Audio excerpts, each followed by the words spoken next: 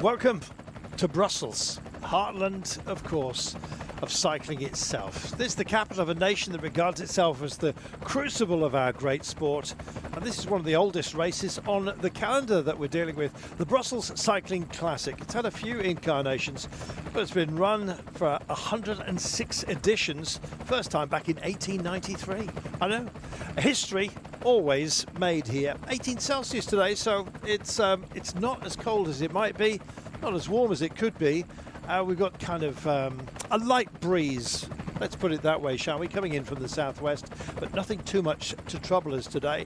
And the Cinquantenaire Park area here, a heartland of the race central itself. And this, an edition of the race that, naturally enough, always brings in a whole raft of sprinters that want to grace this fair land and in fact give themselves an opportunity to dash for the cash at the end of the day. But it's no easy task at all.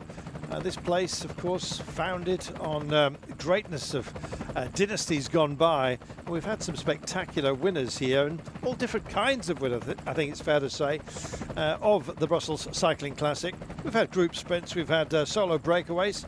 Jonas Abrahamsson was one of those. He's riding again today for UnoX Mobility. But we think today is going to be a selective sprint, but quite selective. By selective, I mean there's going to be quite a few of them there.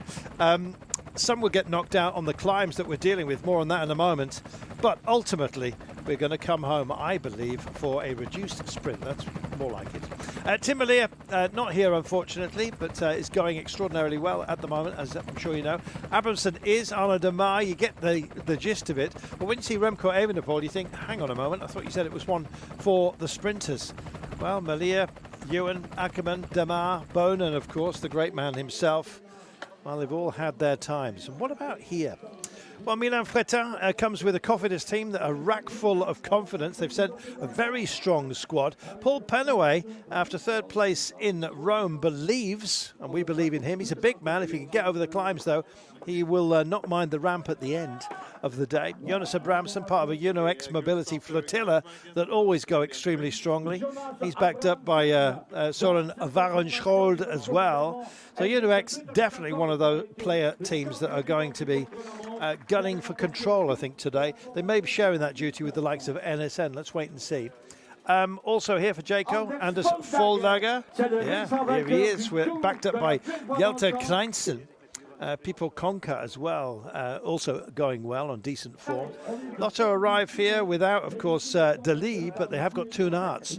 And if that's a fallback, then that's a very strong fallback indeed. And Stefan de Châteauneuf as well, introduced to the crowd to great applause, and no surprise why. Noah Hobbs, who have been leading the EF Education Easy Post Challenge back in their familiar pink, after having to swap out the jerseys for the Giro d'Italia. They make the trip here. Lawrence Pitty for Red Bull, along with Jordi Meus, makes it a very strong crew. I think Jordi Meus, if he finds his form, will be unbeatable on the sort of ramps that we've got today, but you never know. Well, there you go. Hopes and dreams being broadcast to the crowd. Plenty of those with NSN Cycling, who come here with Binem Girmay, backed up by Oded Kogut, who found some winning ways last year. And Riley Sheehan has been going extremely strongly as well, the American. So hard to pin down. Alpecin with Simon Daher. He's their principal. Florian Seneschal in the crew, though, as plan B. That always works extremely well for them. And Soudal with Casper Pedersen, who's already, I can tell you, showed his enthusiasm by getting up the road. Time to shoot the pigeons. We'll make that up for dinner later on. Our unofficial start at the beginning of the day, just rolling through a little bit of cobblage. We'll be dealing some of that later on when we get to Rossenweg. A little bit of pavé to deal with, but it's mostly about the climbs that are looming large in everyone's mind. How do you take them on? 3 mighty tests out there. The Muur, of course, itself, the Gerardsbergen, the Bosberg, and the Kongerberg as well. Well, at the official start, they rolled away. Everyone seemed a bit tentative, and there was a few rolling attacks, I can tell you. Finally, we got ourselves 5 riders who got themselves off and up the road. Maxed out at around about 3 minutes and 47, so just shy of the 4-minute mark. But this is our course today. So heading out from the great city itself, no more visits into France. Those days seem to be behind us, but we're keeping it very Brusselian. Is that a word? It is now. It's our big loop that causes most consternation. The Muur de Gerardsbergen, the Keppelmuur, is there. So is the Bosberg. They come out very short, one after the other, only separated by around 4 kilometres. And then, of course, we have the Kongerberg to deal with as well. You have to do that triumvirate, that trident of pain, if you will, 3 times before you finally get to run back towards Brussels itself. The finish line, I've got to tell you, is on a rise as well. We do have some big catch zones out there, some big highway catch zones, which will introduce us to the latter part of the race. But the finish is a bit of a drag, and you've got to start worrying about yourself if you're having trouble on any of the climbs today. There is indeed one final test with just 1400 meters, 14 kilometers to go, I should say.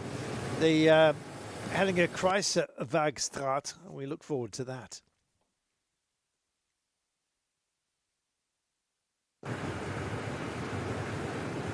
Well, out in the breakaway, I've got to tell you, it's a strong one as well. They've had a margin of 3 minutes and 47. Casper Pedersen is here. Nearest man to you right now is Titouan Fontaine. Sounds like an old music hall act. Well, I'll tell you what, he could be singing today, especially if he tees himself up beautifully for Groupama Francis Deschamps, and why not? Henrik Pedersen has made the gap here as well. He's out front, the Great Dane, as part of a UnoX Mobility team with massive ambitions. Casper Pedersen, you don't say that name lightly for Soudal Quickstep. Another Dane in the break. Sebastian Grignard as well has made it up the road for Lotto Intermarché. And I can tell you that we have Marius Meyerhofer as well, who's come along not just for the ride, but to make some inroads as well as part of this drive. Meyerhofer for Tudor Pro Cycling with the red shield upon his black jersey. He's now just posting on the nose at the front. Now, I've got to tell you, they're working extremely well together. They've got time trialling abilities. Casper Pedersen wouldn't be badged up automatically as your first choice as a time trialist, but Titouan Fontaine certainly is, the man with the red shoulder on the blue kit here of Groupama Francis Deschamps. Sebastian Grignard, well, he's a one-day specialist out there. Henrik Pedersen, a sprinter. If they bring him to the line, if this group were to make it all the way, he would be the big danger. I imagine Meyerhofer will have something to say about that when we get to the hills. A great all-rounder, man who won the Cadel Evans road race, the Tudor rider, made everyone sit up and take notice of a youngster. Not so these days. He's 25 years of age now, but it's a young profile to our breakaway, I have to say. And right now, it's about leaning into the corners, making every corner count, and indeed using all of the road, so beware the pedestrians out there. This race has got a very, very long history. It's had some various different incarnations. Sometimes the word was that it was just getting too easy for the sprinters. Well, the organisers changed all that by, indeed, around about 2021. The Muur de Gerardsbergen and the Bosberg came in and indeed were to be repeated as well. And in fact, right now, it's time for you to start enjoying exactly that. The Muur, the Keppelmuur, is what we're dealing with right now, and you're seeing the second time around for this. We're in Gerardsbergen, of course, and first time by, the gap of 3 minutes and 47 was pared back by a minute only on this test. So you get the idea. This is a proper diminution, if you like, of efficacy, if indeed you're being chased down by a highly motivated peloton, and that is precisely what we've got at the moment. They mean business. And on the little, these are almost clinkers rather than cobbles, aren't they? Sort of nicely wide set with heat expansion joints, little briquettes rather, so sort of flat really, well set. Not like the sort of terra cobbles that we are used to racing occasionally here in Belgium. Well, 2 minutes and 59. So watch that clock right now, because when we get up to the Muur proper, coming through Heraldsbergen, of course, we leave town. This climb up to a little plateau just beyond the market square, and then we take on the Muur itself. Just 1.2 kilometers in length. Doesn't sound like much, but when you think of the gradients there and just how tough it is, it's 7.4 as an average, but it's much worse than that on occasion. And then when the bunch come through, if they're not separated nicely, then you could see some unclipping. The Bosberg itself, almost equally as dramatic, but just slightly shorter by 200 meters. Doesn't make it any easier at all. So this is what we're dealing with. Maximums of 15%, as you can see. It's time to take it on once again. This is never a nice experience for the riders. It's fabulous entertainment for us, and that's part of what we absolutely love about cycling, is the test that these riders are prepared to put themselves into. And you can see already that Meyerhofer just being distanced ever so slightly. Strongest man here is Titouan Fontaine. He's the time trialist, and time trial skills, as you well know, are all about parking pain, and he's doing a fantastic job of exactly that.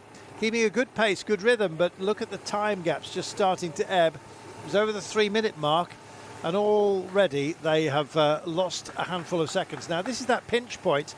The peloton itself, the chase, will race into this because they don't want to get caught out behind slower, struggling riders at any of those pinch points. Just going into the shadows here, familiar to so many of you. Watch the wall on the right-hand side, thankfully dry today, so we're getting all of the drive through the back wheel that we require, and we come up just to the crest right now, nearly there, as we come by this rather, it says the Enami bar, but they're all tipped out, by the way, just to cheer everyone by. Little getting its advertising in where it quite rightly has the right to do so. Up towards the chapel, and then of course they will be on the escape, but they've already lost what, 15 seconds thereabouts, possibly just as little as 10. Up to the chapel, take the right-hander, and then a little bit of relief, but it doesn't last very long at all. You go into this little roller coaster ride right now with a couple of switches to be dealt with, as you can see. And here come the pack. They're going through Heraldsbergen as we speak. Their job right now is to get themselves into a decent position just to be able to moderate their charge into it. Make sure they're in a proper place to actually cope, naturally enough, with the pinch point that I mentioned to you a little bit earlier on. Looks lively, and no surprise to see that it is Red Bull Bora Hansgrohe up towards the 4, trying to upset proceedings. Tudor Pro Cycling just trying to make a nuisance of themselves at the moment. And well, bad news for Oded Kogut here, I'm afraid. The Israeli just looks like he's pedaling squares at the moment. Looks like he might have a rear puncture as well. Just my quick view of it, we pulled away too smartish there. We'll see if he's got a technical, or whether it's just a question of, I don't know, carrying too much timber on a day like this. Who knows? And the attrition rate is just starting to blast out. Timo Russen from Picnic Post NL getting himself into a bit of bother here. You know, the relentless pace of today, it's been run at 45 kilometers an hour. And although it's big sky country, a flatland, you might think, well, we're playing with some lumps and bumps today, and this is going to take a lot of lumps out of a lot of folk. Maxing at 19.8% with a 15% reach over the measurable distance here. So yeah, it really does start to gnarl. It feels like over 20% as well, because it's a slightly rough surface, as you can see. Getting up into a decent place, Anthony Turgis for Total Energies as well. Just trying to get in through there on the right-hand side of your picture, but Total want to make sure that this is moderated to their desire. I don't think their main man is Marius Meyerhofer up the road for Tudor, although he's part of the lead-out train for Rick Plumer's and indeed Arvid de Klein. We'll see how they go. Nice space opening up on one side of the road, and it's being occupied by NSN Cycling. Full-on racing we've got here as they come up to the crest. And as you can see, some just struggling to find a little bit of a smoother run, but the rain gullies here aren't that smooth for you either. And they just get up round and shoulder the barriers here as they'll reach the crest and then push on.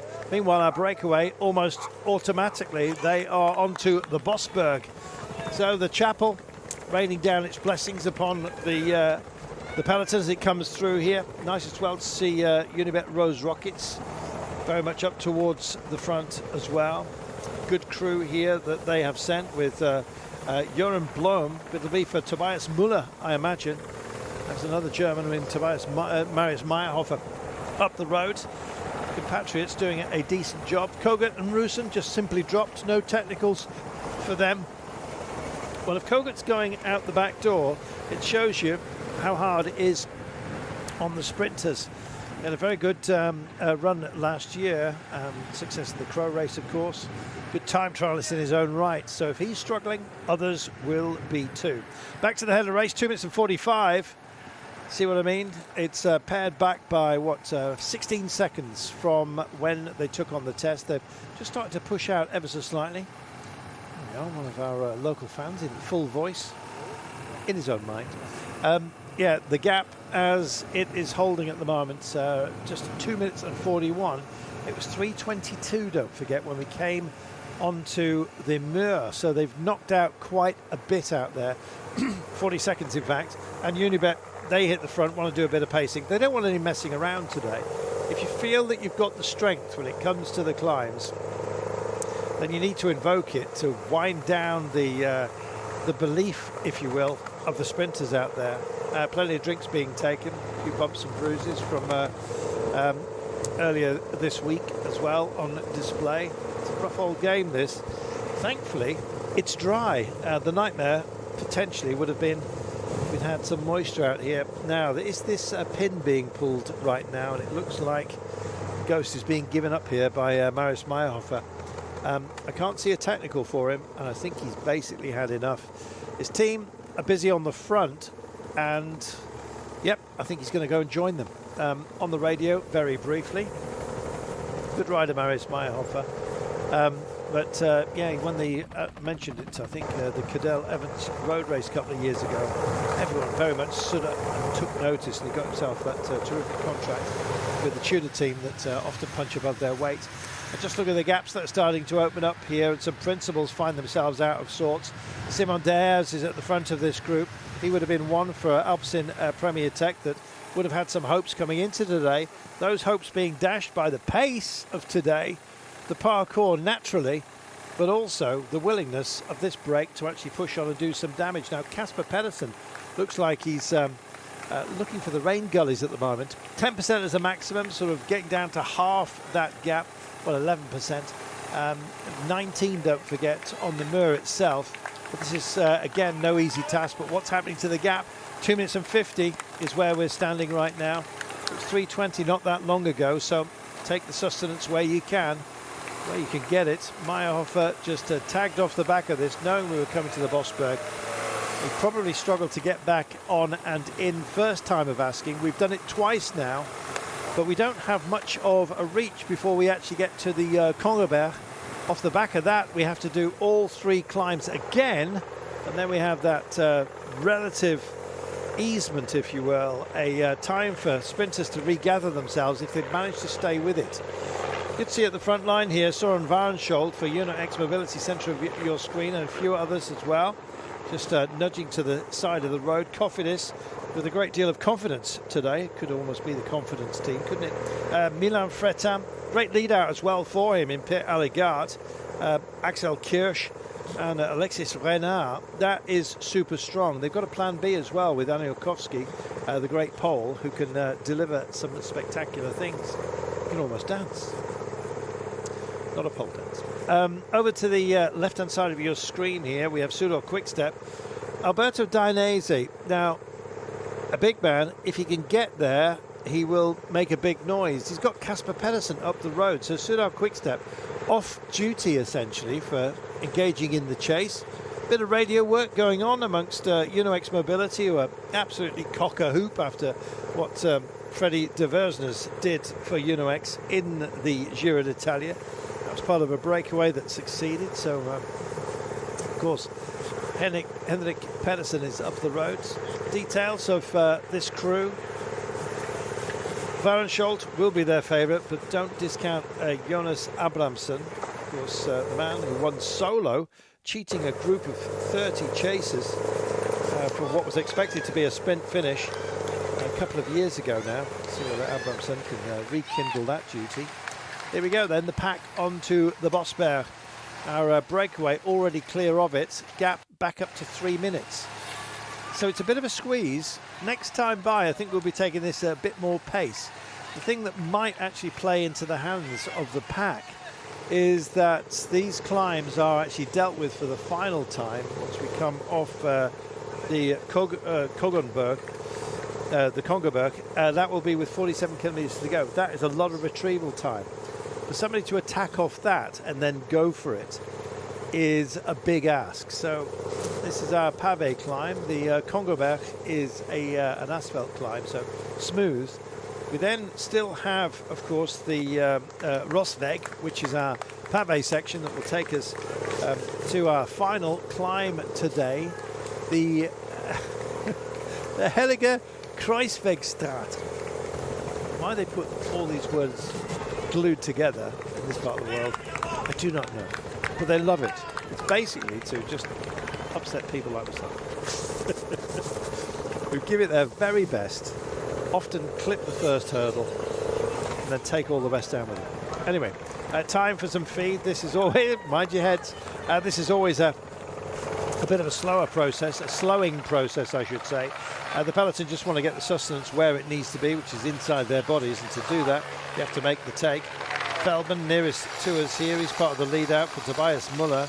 Ronan Auger for the Unibet Rose Rockets might actually be given a bit of a free hand out there. They've got Jerome Blom as well, so another crew that will be very much at the pointy end. And look at the streak across the countryside here that we're dealing with. The horses untroubled by helicopters, they're used to them in this part of the world. Elsewhere you go racing and the wildlife, or indeed the domesticated creatures, kind of look up at the sky and think, what on earth is that very threatening looking massive hornet? But of course there's so much cycling goes on in this part of the world. The cows and the beasts of the field, they're quite open to this. Big attack coming from Flanders. Belloise on the push, and Tom Krabbe is their big hopeful for today, and they've got a lot of other action as well that they could possibly pour all over this. Michael Lambrecht is a huge talent.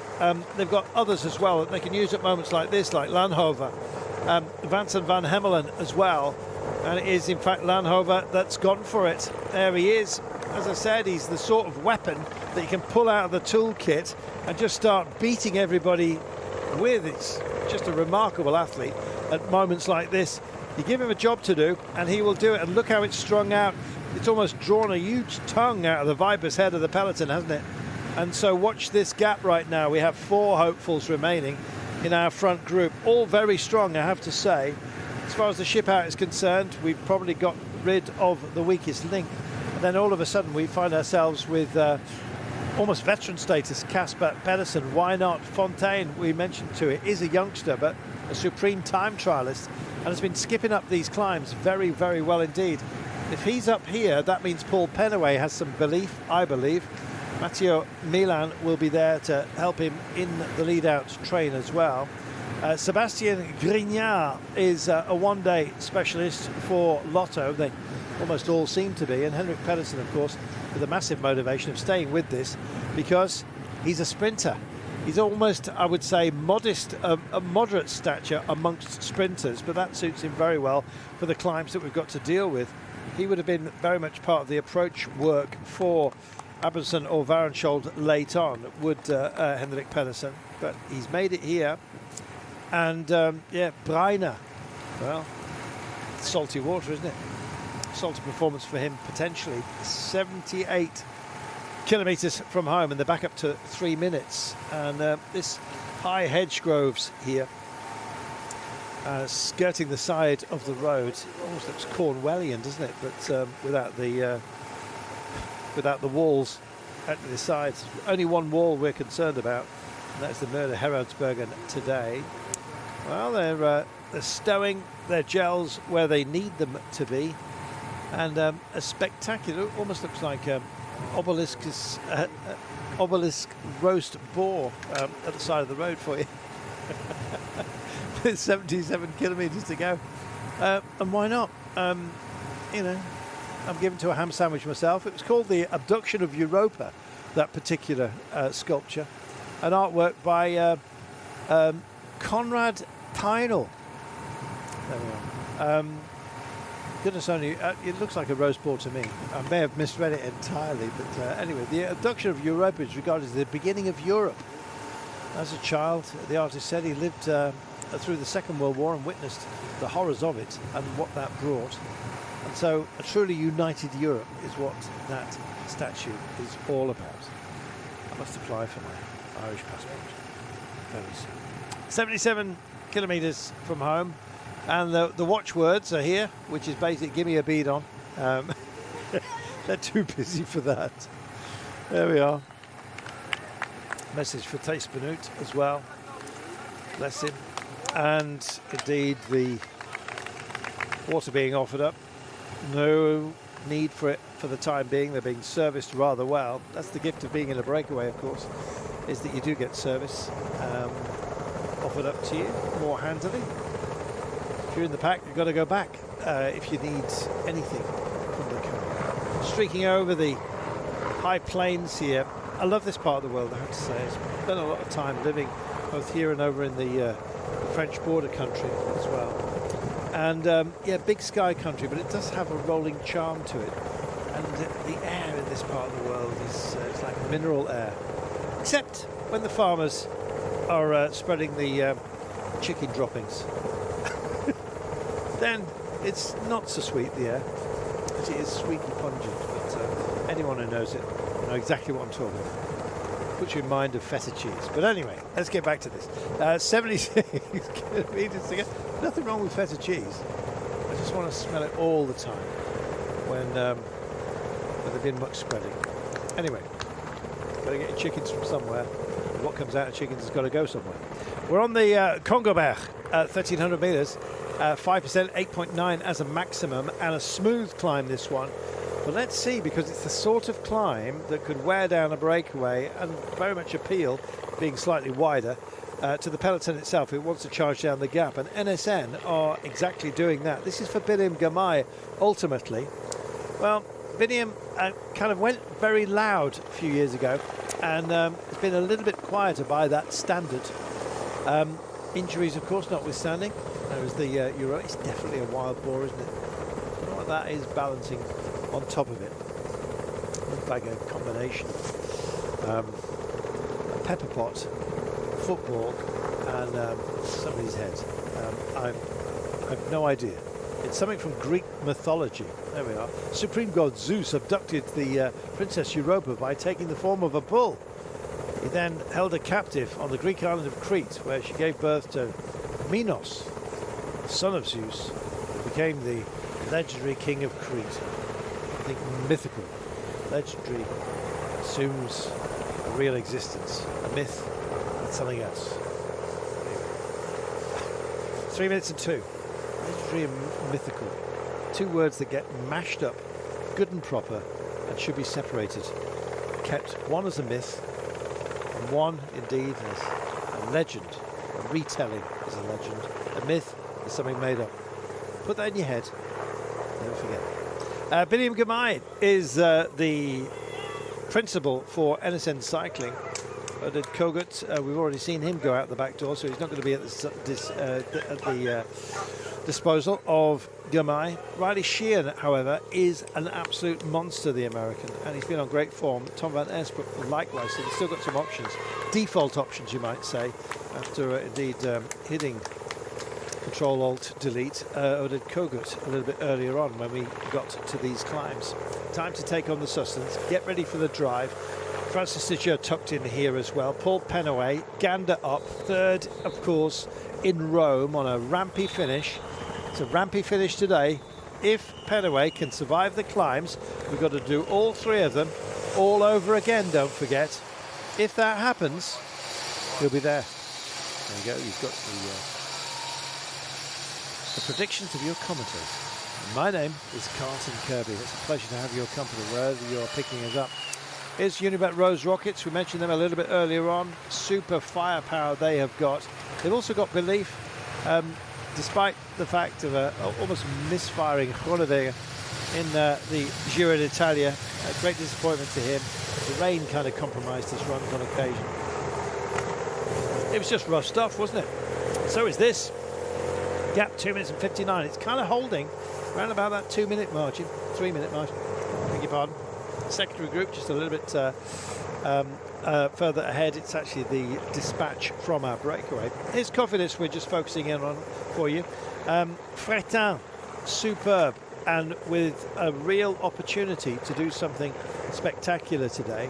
And why not? Cofidis, on their day, they are as good as absolutely anybody, and here they come as amongst the very favourites. Yeah, fairly heavy, I would say, Fretin, for what we're dealing with today. Then again, if we get a scenario like we had in 2024, or indeed last year, then we shall see. Is it going to be too much? Is it too much for him? His speciality, though, for Fretin is rising sprints, and that's what we've got. It's just got to get through it, hasn't he? That's exactly what I was saying about Paul Penaway, who's quite a big man out there. He has got Piet Alligard, Axel Kirsch and Hugo Page, as well as Alexis Renard for Cofidis. Renard will be plan B. If it's not too much of a decisive finish, let's wait and see. He's quite a good card to play. They've also got Stanislav Anelkovsky, and I think he's possibly the best plan B today. Possibly even plan A, but anyway, we'll get to that later on. Cofidis certainly doing the chasing and sharing the duty with NSN. No surprise that NSN are doing it, but slightly diminished. But Biniam Girmay, what can you say? Well, it's a sprint that suits him. He won, of course, the sprint out of the peloton 2 years ago when, of course, everyone was denied by Abramson. You might remember. Doesn't want that to happen again. So let's wait and see. He's got a pretty potent train as well with Floris van Tricht, Riley Sheehan, of course, Tom van Aersbroek. So they just need to keep it simple, get themselves in a good position and release Biniam at the right moment to get up there and try and stop Varenschold winning. Varenschold has got a teammate up the road which serves him extraordinarily well. So yeah, Uno X with Varenschold showed his speed this last week. Also victories in the Middle East, of course. Great durable rider, very visible on occasion when it comes to this kind of finale. And of course with great backup. One of his backup men is out and up the road. What about Lotto? Looking at them right now, well, they've got a man up the road, but Toon Aerts and Schoitener are going to be their favoured. As for Groupama, you know about Paul Penaway, I've already mentioned him, and Uno X. Yeah, always good puncheurs, I think it's fair to say. This is Tollenbeek, the Market Square here. Got some lovely cafes, and they do a fantastic kermesse round here, kermesse racing. I can tell you by personal experience as well, they do a very fine eau de vie made from sugar beet, and they also do a decent Stompot, or their version of it. There you go. Lorenzo Manzin is here for Total Energies. Total come with a strong crew. Manzin is part of the lead out. Sandy Dujardin will be plan B, but also last man for Anthony Turgis if Turgis makes it. I think Turgis will. I think Turgis will be in the frame. In fact, so many will be in the frame, it's going to be hard to call at the end of the day, so wish me the very best. Wherever you're finding us, it's a pleasure to have your company. And this, the 106 Brussels Cycling Classic. Its first incarnation was in 1893, Paris to Brussels. And basically the organisers went, well, that went well. And then they didn't do it again until 1906. I mean, when something's so right, do you need to repeat it? Well, finally they gave up the resistance and run it again in 1906. And we are now on our 106th running of the Great Race. In the 60s, there was no race between 1967 and 1972. That was the heyday of the Beatles and the Rolling Stones, and people were just too into their music. I made that last bit up, but it was those years. They decided not to run it then. And when they brought it back, apparently there was traffic issues between France, Paris and Brussels. So they thought, you know what, let's just shorten it a bit. And that's what they've done. And then it's become an entirely Belgian affair, which is no bad thing. And my old mate Robin McEwen has won it 5 times. And he's told me all the secrets. Yeah, best sausage chops, that kind of thing. Anyway, back to this. Chase is on 2 minutes and 51. And we still are on our loop. So this is familiar ground to us. And some familiar sights as well. The Urbanus Tollenberg. It's a challenging statue. It's the sub-municipality of Pijottegem, I think it is.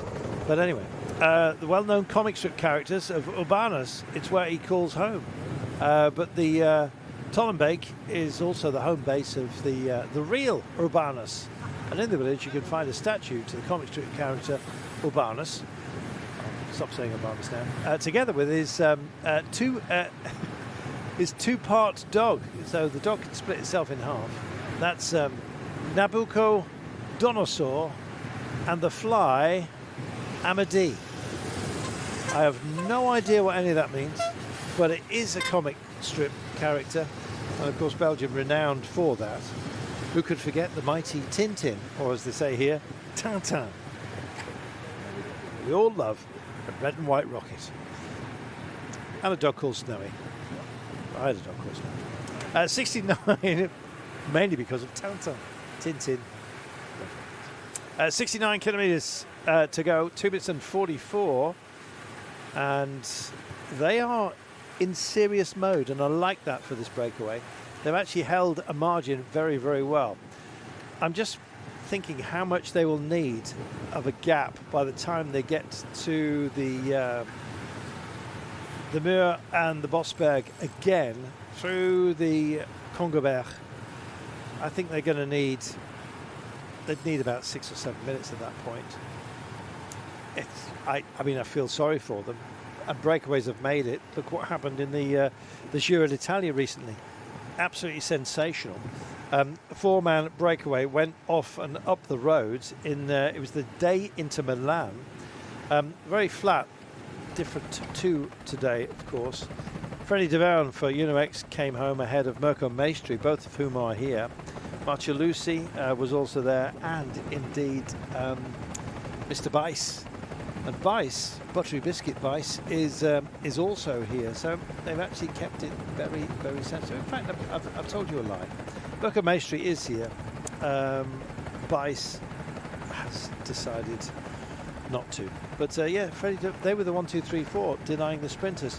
So it can happen. And at any point, you can actually push on and just get away with it. This is interesting. I don't know what the orange flowers are representing, but statue for the fallen of both world wars. There we are at Galmarden. But interesting. It looks like orange. I can't remember the name of the. Is it gladiolus? I don't know. As opposed to poppies, but rather sweet, I have to say, and poignant. So. We'll be heading up to the Muur de Gerardsbergen again fairly shortly. Our next passage of it will be, well, we've done the Congoberg. This will be in about 10 kilometres time. So they're in sort of pacing duty at the moment, sharing it quite nicely in terms of workload, I've got to say. The Muur itself, well, we have the chapel at the top, of course. And yeah, absolutely beautiful part of the world. And when you get up to the Keppelmuur, the double passage into Gerardsbergen, in fact, 3 times today. I think it's always been a decisive role, has it not been, in so many different kinds of races. But it's lovely that we have the Muur very much as seated as part of this. Get to the Chapel of Our Lady at the top of it, of course. Built in 1905 only, which was it was completed the year before this race was brought back to us. How lovely is that? Waiting at the top of the Keppelmuur. A copy of a chapel built in 1640. I did think it didn't look turn of the last century either. But yeah, it has the Carillion bells that ring out every hour. So no wonder nobody lives next door, because that would keep you awake. There's also a statue of Mary made of oak, dating back to the first half of the 17th century. We did actually pass by a church at the beginning today, which unfortunately burnt down in 2008 after they had a circus nearby, and there was a flaming arrow act. And one of the arrows went awry, hit the church roof. It must have been thatched, maybe it wasn't, but the whole place burnt down. So yeah, go watch those circus acts. I used to work in the circus myself, but didn't have an act, but I was the only person who could get the tent back in the bag at the end of the day. Thanks to Mick Miller for that one.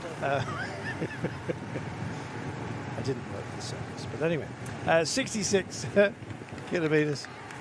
I hear some of you rather unkindly saying, well, could have done, such a clown. Anyway, 66 kilometres from home, and indeed they are checking the camera, almost begging for information at the moment. I'm sure they're being relayed a little bit.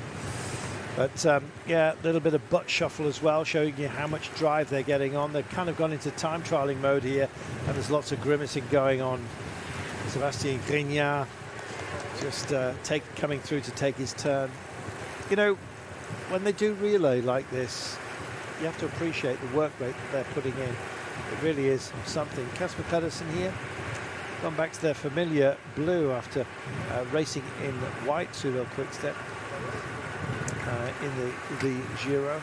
Good time trials, good all-rounder Casper Pedersen. This man is fascinating to me, is Titouan Fontaine, because he's been taking the climbs brilliantly. He's good at hills, always has been, but he's only 20 years of age, and it's races like this where you really come to announce yourself.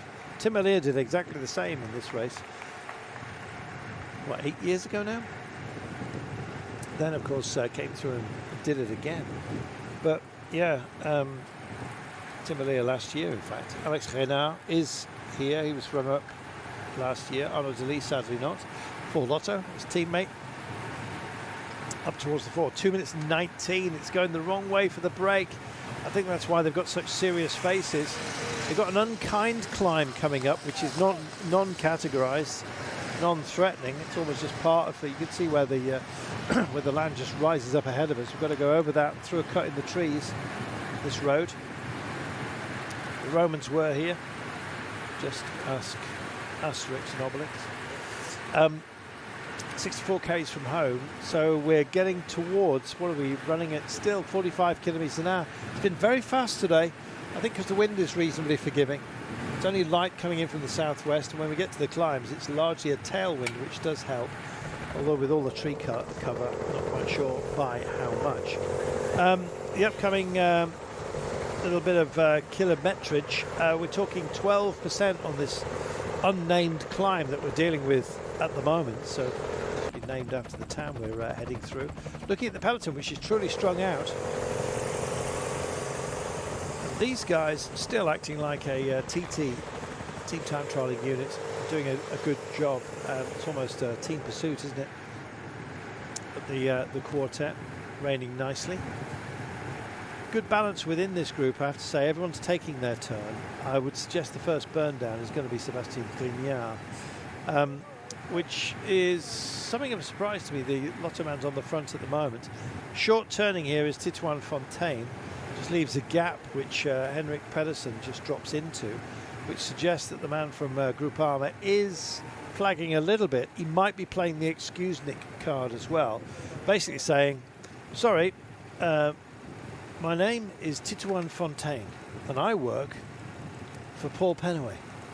So basically there's 3 up here who might have a card to play on their own, but Fontaine is not taking part in the workload right now, and that could only mean that Groupama have got some confidence about themselves today, which is very much a good thing.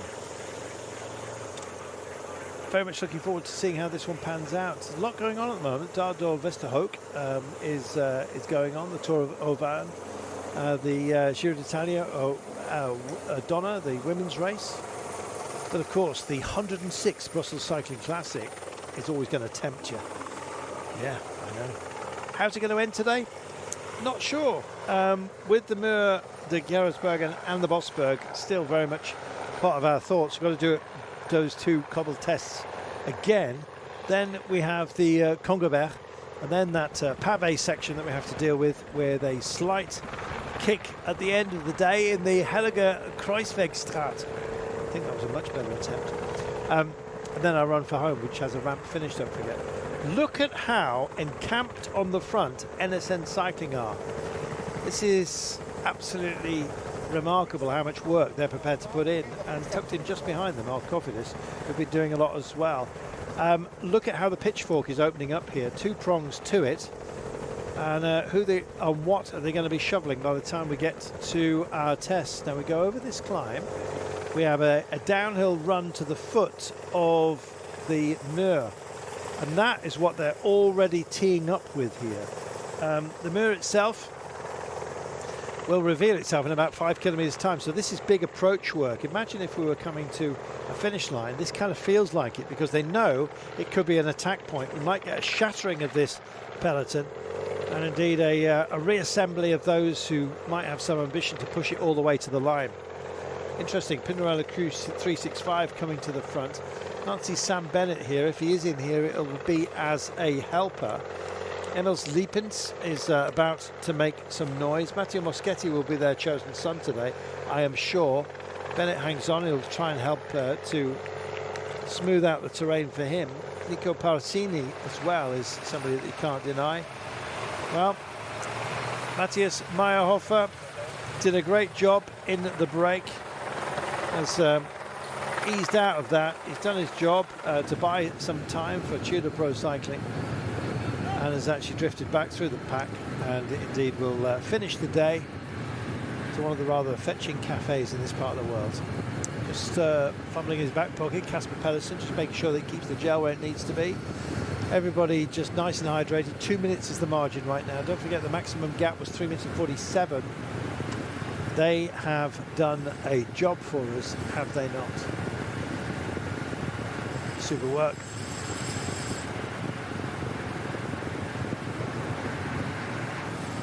Into the woodland area, get themselves a little bit of cool on a hot day. Thankfully those days seem to be behind us, at least for the time being. New heat wave is predicted, but not for another 10 days in this part of Europe. Keep our fingers crossed for everybody.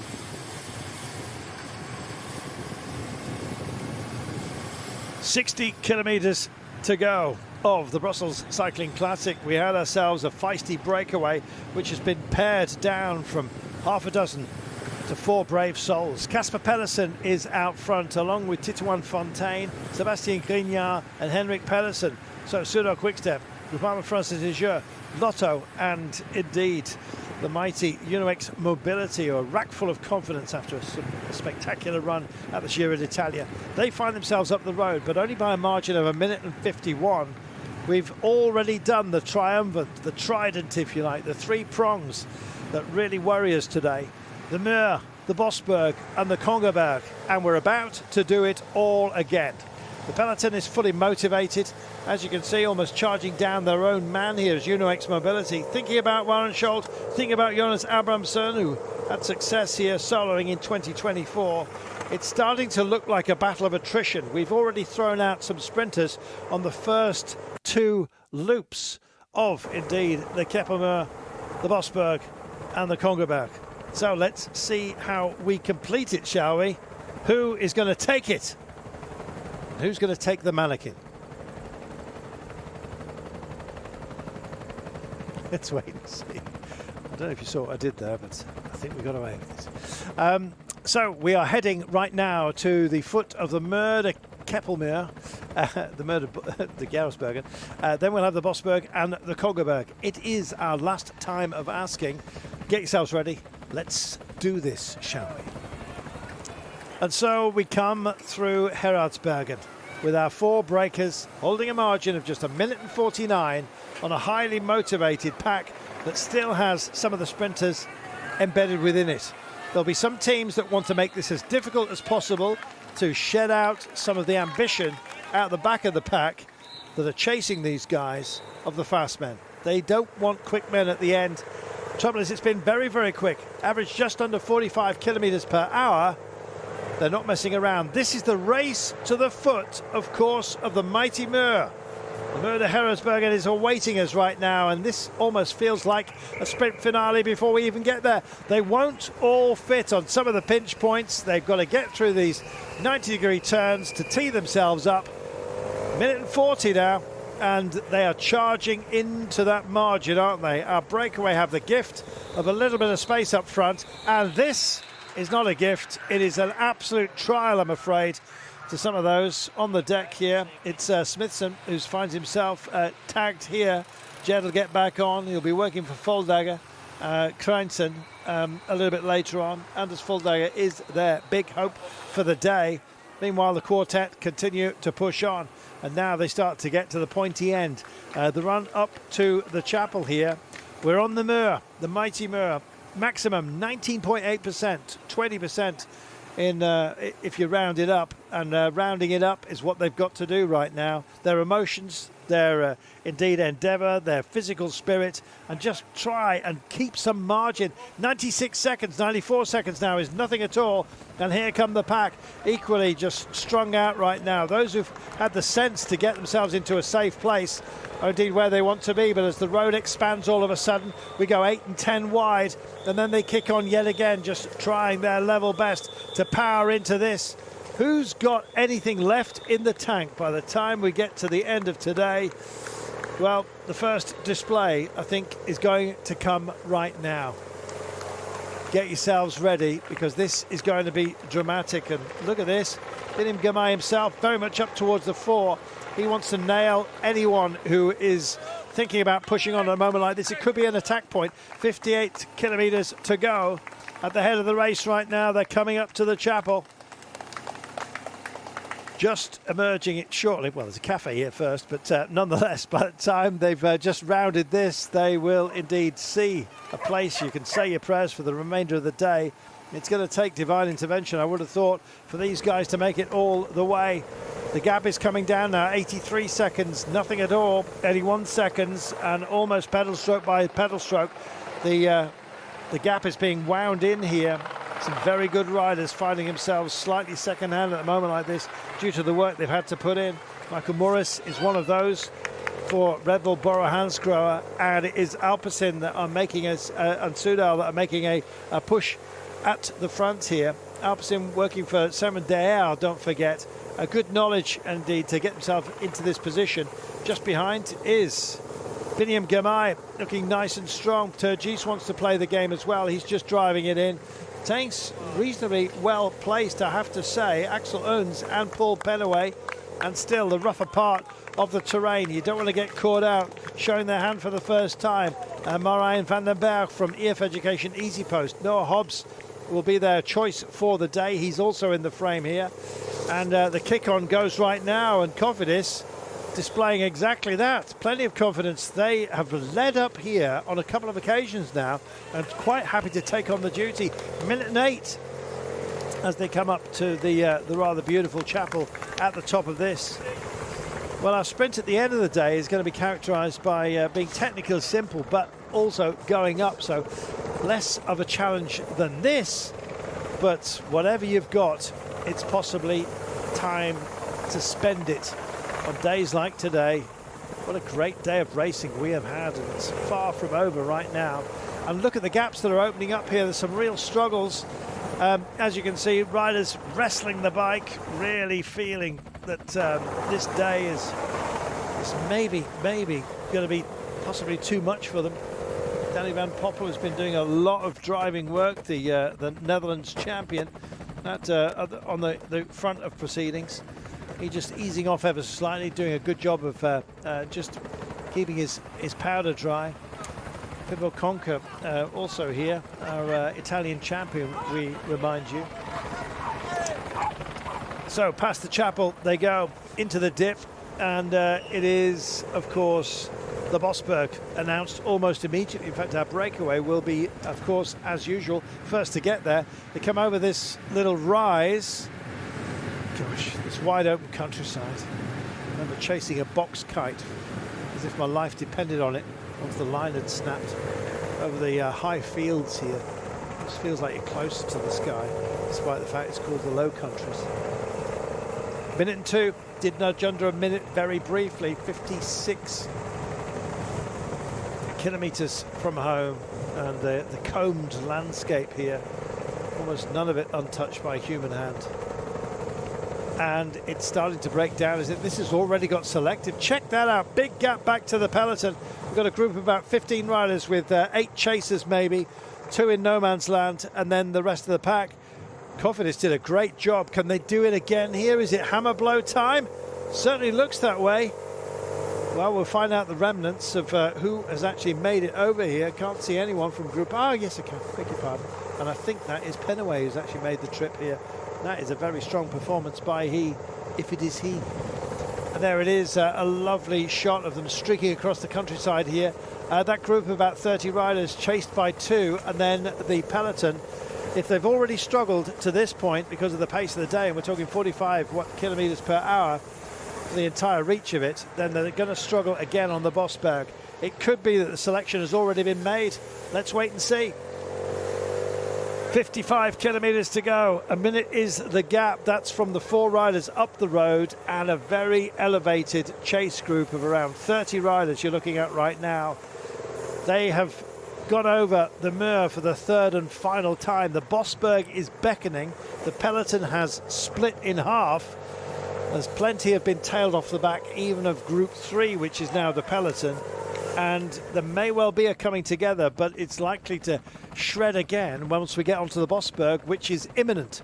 Our breakaway indeed should be there, and the helicopter is picking out the gap for you. It's what is the motivation, who's missed out on it, which team are prepared to do the driving.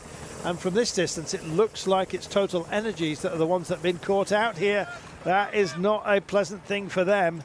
It's not a pleasant thing for our breakaway either. They still sit a minute and 8, but it's a long way to go as they hit the Bosberg right now.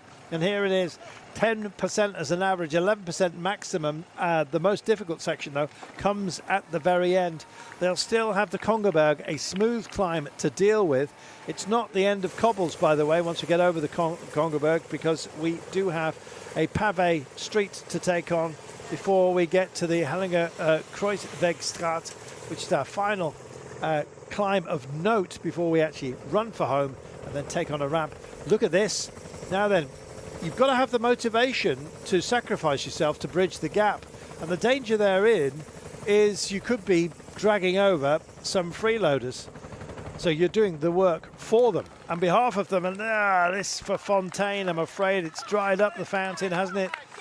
Well, he is still of youth, but I'm afraid it's going against him at the moment. He's been skipping a few turns out there. He looked the least likely, and indeed from that front group we got the hit and hopers, and this is exactly what we were suspecting might happen. They don't want this to come back together. You see the peloton in arrears there, so they want this group to get more selective. It could actually, in fact, Turgis is here, I believe. We'll wait and see. Certainly, of this chasing group, we do have Biniam Girmay, who climbs extraordinarily well. We get a full listing for you. Axel Kirsch, I think, is also in the frame here. And they're rolling and rocking all over the bike. Varenshoulder's made it. Abramson likewise. A few others just starting to struggle. 2 principals, I think, for UNOX have made a good fist of this. 43 seconds. They're really piling into this one. And here come the peloton just behind. They have measured themselves and got themselves back in. This could actually all come back together in a few moments' time. Fantastic work here, I have to say, and some super riding. Absolutely brilliant. Shows you how difficult this is. There's that that chase group right now off the nose, and it was indeed Total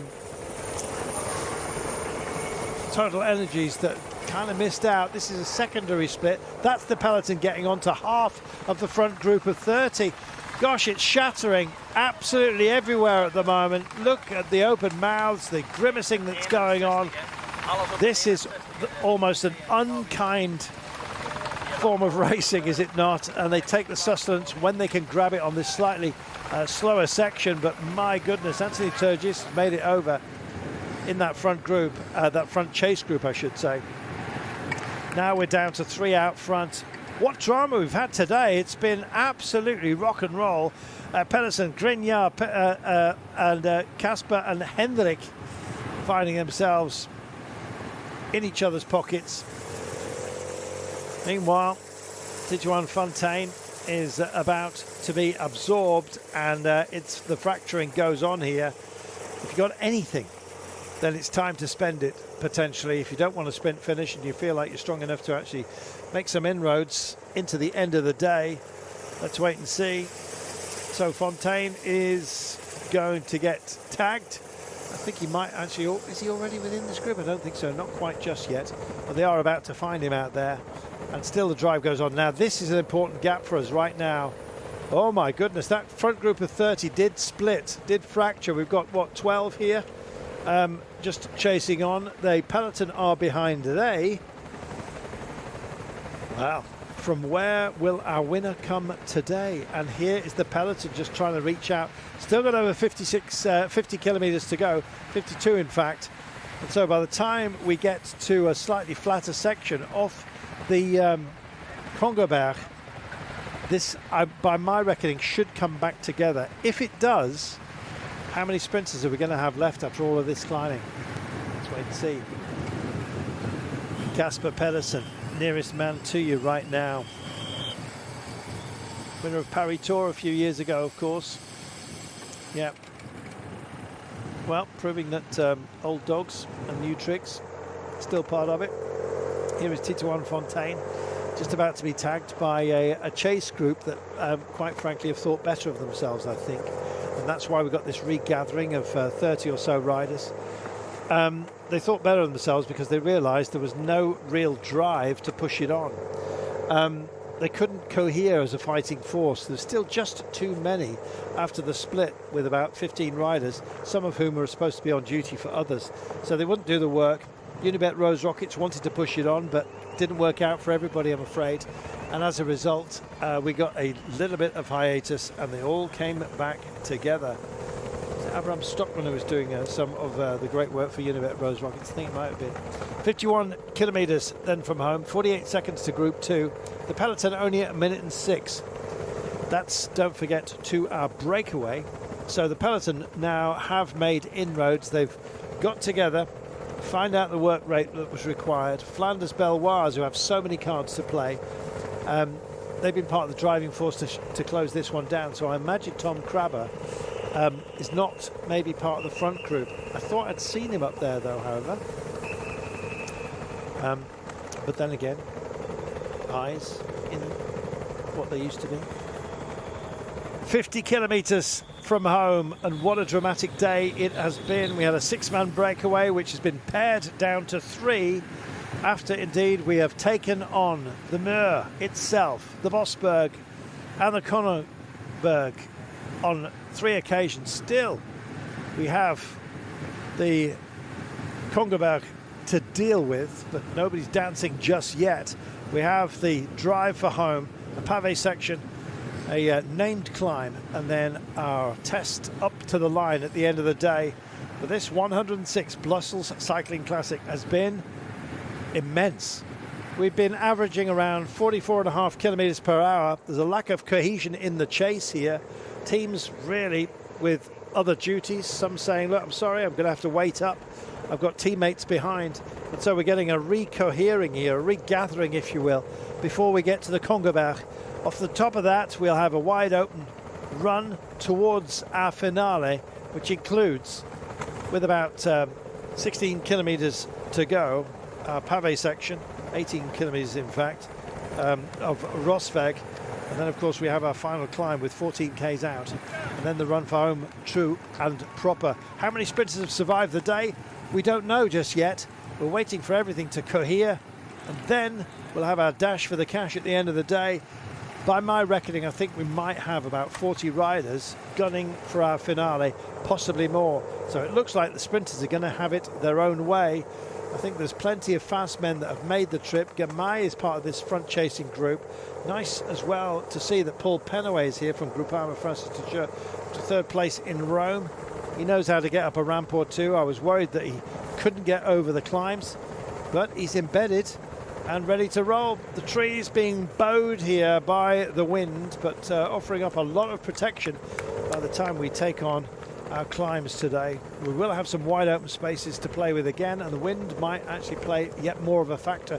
The road is too narrow for us to form full echelons as it stands at the moment, but you never know how this day will indeed pan out. Ollie Le Gac is in here as well. Often somebody who goes on a long range attack for a Groupama. We often refer to it as a GAC attack. I promise I won't do that today. Actually, I can't live up to that promise. I'm sure I will. Here it is then, the Congo Berg. And if you've got anything, it's now. And look at this, Pinarello Q365 really investing into this one. They want some impetus here. They know that Sam Bennett's not going to be a feature, but Matteo Moschetti takes this in his stride, this kind of terrain. And we're looking at riders now who are starting to get some belief. Axel Oons has made the trip, number 35 here for Groupama. Also up front is Abramson. So strong riders, very much in the forefront of our thoughts. Who else is going to make it home? That's the big question. As they just shilly-shally a little bit, one side of the road to the other. Axel Oons is plan B for Groupama France Ligier. Super strong rider as well, as he's proving. And there is that gap that I was telling you about 18, 20 riders out front. And now the peloton itself is going to reach out for a little bit of retrieval, a little bit of glory, why not? This is that secondary chasing group with Ollie Le Gac and Pierre Thierry for Total Energies came through the pack, wants to get up to that modest but yet more highly profiled group at the front. Anyone who wants to have a decision today to make as to whether to go for the glory themselves needs to be in this group that now sits at 32 seconds from our breakaway, which is still bravely hanging out there. So the Congo Berg has been dealt with. It's got to be a relief. So 3 times we did the Mur, 3 times we did the Bosberg, 3 times now the Congo Berg. It is time for us to gather ourselves for the big finale, the run for home.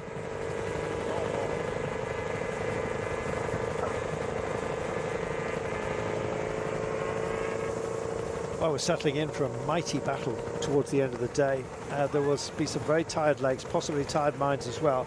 This is not a short distance, 206.3 kilometers, especially run at this pace. And as you can see, they're reconfiguring their fighting forces at the moment. This, for some of these riders, they will be sent up there to neutralize. Some will be sent up there to have a go themselves. Who is going to get the free ride? We wait to see. Principal numbers for Grignard, Sebastian, who finds himself at the front right now. Casper Pedersen also where he needs to be, along with Henrik Pedersen, who's on the nose right now. They've worked very well together. They do have some time trialing capabilities to their names, but I think this is too much of an ask, especially as none of them, despite Grignard's principal number status here, it would be De Schuttenaer who is the big choice for Lotto, I'm afraid, despite the number that he has up on his back. So it's a regathering. As you can see, riders looking for teammates here. And there's quite a few teams with quite a few numbers in that front group. Now, is this the heartbreak gap? The peloton, well, it's detailed here only 4 seconds. I think it's a little bit more than that. And this now is the peloton. And you can see that's heavily reduced as well from what we were looking at a little bit earlier on. So that gap is expanding ever so slightly. 10 or 12 seconds between them and those out front. We'll have that settled down for you in a few moments' time. Looking within this group, there might well still be some title holders or hopefuls within this phalanx that we're looking at right now. But don't be too sure of it, because as you go deeper into the day, I noticed that Mikutis just riding through there, the man for Tudor Pro Cycling. He is, of course, the Lithuanian champion. Tried to make himself a bridge here. Rather fetching national kit, I've got to say. Now then, lots of radio activity as well, as you can see. It's riders wanting to know whether they've got the right to fight or whether they're still on duty apart from anything else. Also just wanting to know where their principals are. And this is where you might get a bit of a stretch, don't forget. The gap is now sort of pushing out towards the 42nd marker, and I think it's because there are too many teammates in this front group that have their principals just behind, and so we're going to get a regathering here. Now this bodes well for a big old punch-up at the end of today, but you've got to bridge the gap, and sometimes if you want a job doing, then it's possibly worth doing yourself. And that's what we're seeing right now. Big push on here. That's Tobias Müller. He wants to go over, and he's a good wheel to follow if indeed you're flagging ever so slightly. Back here, that's Ollie Le Gac. He's not gone on the attack just yet, but look at Flanders. Don't want to miss out. Krabbe's in the wrong group at the moment. He needs backup as well for the approach. That's to be sure. And as a result, the front group is now starting to fracture. Nice kick on here. Astana with massive hopes for Gleb Zritzer at the end of the day. Delbova, likewise. Fofanov is super strong in this kind of scenario. But who gets the free hand? That's the big question, and this is breaking down. Antti Turgis as part of this group has got to be a big danger as well. They look around. Turgis not doing anything for the time being. And still the drive. Toniati. Well, great David. King David is off the front, Davide, but he's got no help at all, and this is just going to whittle down the foundations of the man. As that regathering, as the camera pans back, you'll see some trying to bridge to it, and indeed the peloton itself will suddenly round the corner. There's not much space between them, and so as a result you've got those who are hitting off, trying to get themselves off and up the road, put some space into the day. On the radio, am I possibly going to make this, says Davide? Well, Toniati, you know, for some he was a rank outside bet for today, but still a bet nonetheless. And look how he's being marked out. Now this could be the sort of move that draws out a response from the packs. Sooner or later you've got to make the effort, and whether you're in danger of dragging an opponent over with you by essentially giving them an aero drift to it, well, let's wait and see. There is the pack coming back, and that's the reason why there's been such activity off the front. Nobody wants this to regather, but I'm afraid there's too much firepower with too much of the day remaining. 42 kilometers left. This is going to come back together, and what a finale we're going to have. You've got to love your racing, and we've had plenty of it today, have we not? Look at that, a whole flotilla of Team Flanders Belloise. Krabbe not there, but his team are doing a great job. I imagine he's probably just keeping his powder dry. He is. He's coming up bottom of your screen at the moment. So his team are doing the work to stitch this back together. That shows you what Tom Krabbe has got, which is a lot of belief. He's also got a team that are prepared to work for him. And they've done a fantastic job of just sewing this gap back together. They're easing off ever so slightly, knowing now that the job is in fact done. Some very, very tired looking riders here. The gap to the breakaway is now just 34 seconds. The peloton is back together. Chapeau to Flanders Belloise. We've done a fantastic job, and we start to thread our way back through. There's Van Scholz. Surprised to see him back here, I've got to say. He's got Alex Kamp to work for him. If Van Scholz is struggling now, he ain't gonna skip off the front, I'm afraid. Let's see what Abramson can do. He might have something left at the end of the day. He's a great sprinter if he's preserved himself. That's indeed the margin, and the pickups are coming, almost hiding in plain sight here. It's great to see. Tassal, Jonas Geens moving up, a few others as well. And Danny Van Poppel still in the vanguard here. This is where Flanders have got to get themselves a little bit further up towards the front. They've done a lot of work to get to that point. There is Krabbe on his own, isolated from his own team. That line of riders that includes Warenschold back there. Won't be too worried just for the time being, with 41 kilometers to go. The peloton at 40 seconds, 38 now. You've got to feel sorry for these guys who, it's almost sacrificial lambs, isn't it? Henrik Pedersen from UnoX. He knows that Warenschold has made it over. Warenschold has got the power if he can rest up just ever so slightly. A little rub of the nose here. Almost synchronized in that regard. 39 seconds with 40 kilometers to go. 40 kilometers from home, we have 3 riders up the road. The gap to the peloton, which has regathered itself after all the climbing tests that we've had today. Still one named climb, and of course a ramp finish at the end of the day. And time to regather yourselves. And this is Van Hemelen back to the car. His team did a great job of stitching his back together, including work by him on behalf of Tom Krabbe after a split in the peloton, partially due to the climbs, but also the wind and the determination of the pack to really hurt those who are favourites for today. And Tom Krabbe, well, he found himself out of sorts in the wrong place. His team did a mighty job of stitching the peloton back together, so Krabbe's back in the frame. Varenshould has survived it as well. A few others. Paul Penaway has made the trip. Axel Huns for Groupama. Simon, I believe, is in the right place. Let's see if it's the right time at the end of today, shall we? Arvid de Klein made it for Tudor Pro Cycling. So has Rick Plumas. Take on the sustenance. Regather yourselves. Maybe shake out the legs. And then do the job at the end of the day. Sounds simple. It is not, because this is the 106 Brussels Cycling Classic. Well, they're arguing over work rate at the front right now, and guess what? It's exactly what I thought. Flanders Baloise have stitched it back together, and they are still working here. Well, they're getting up towards the nose and helping out Cofidis. We've got Milan Fretin for the end of the day. Looking back down the line here, there's a lot of teams with a lot of power that have made it up towards this group.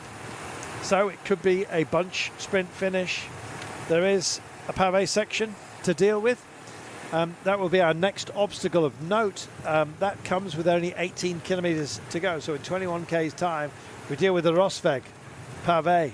And then shortly after that, 5 kilometers later, thereabouts, we have the Ellinger Kruiswegstraat. And that is our last named climb before the finale itself into Brussels.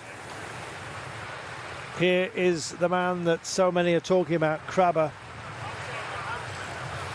They worked hard for him. He's going to have to pay them back at the end of the day, either with a prize or an apology. It's down to him to do the job by the end of the day. And Tom Krabbe is absolutely sensational. Enjoyed watching him in the Tour of Turkey, but Etoile Bessèges went his way this year, don't forget. He's a young man with a massive future, and of course this is one of those revelation races, let's not forget. Took the points class in the Presidential Tour of Turkey. The Ron van Limburg solidly in the top 10, likewise in the Scheldeprijs, so he's on stellar form, and I think he's certainly somebody that you should be tagging for today. And a little bit of a chit chat amongst ourselves before we actually started, and I can tell you that Jan Stoykens said straight away, Tom Krabbe, he's the man. Well, we'll see if it's a pincer movement, shall we, for Team Flanders Baloise. They've done a great job.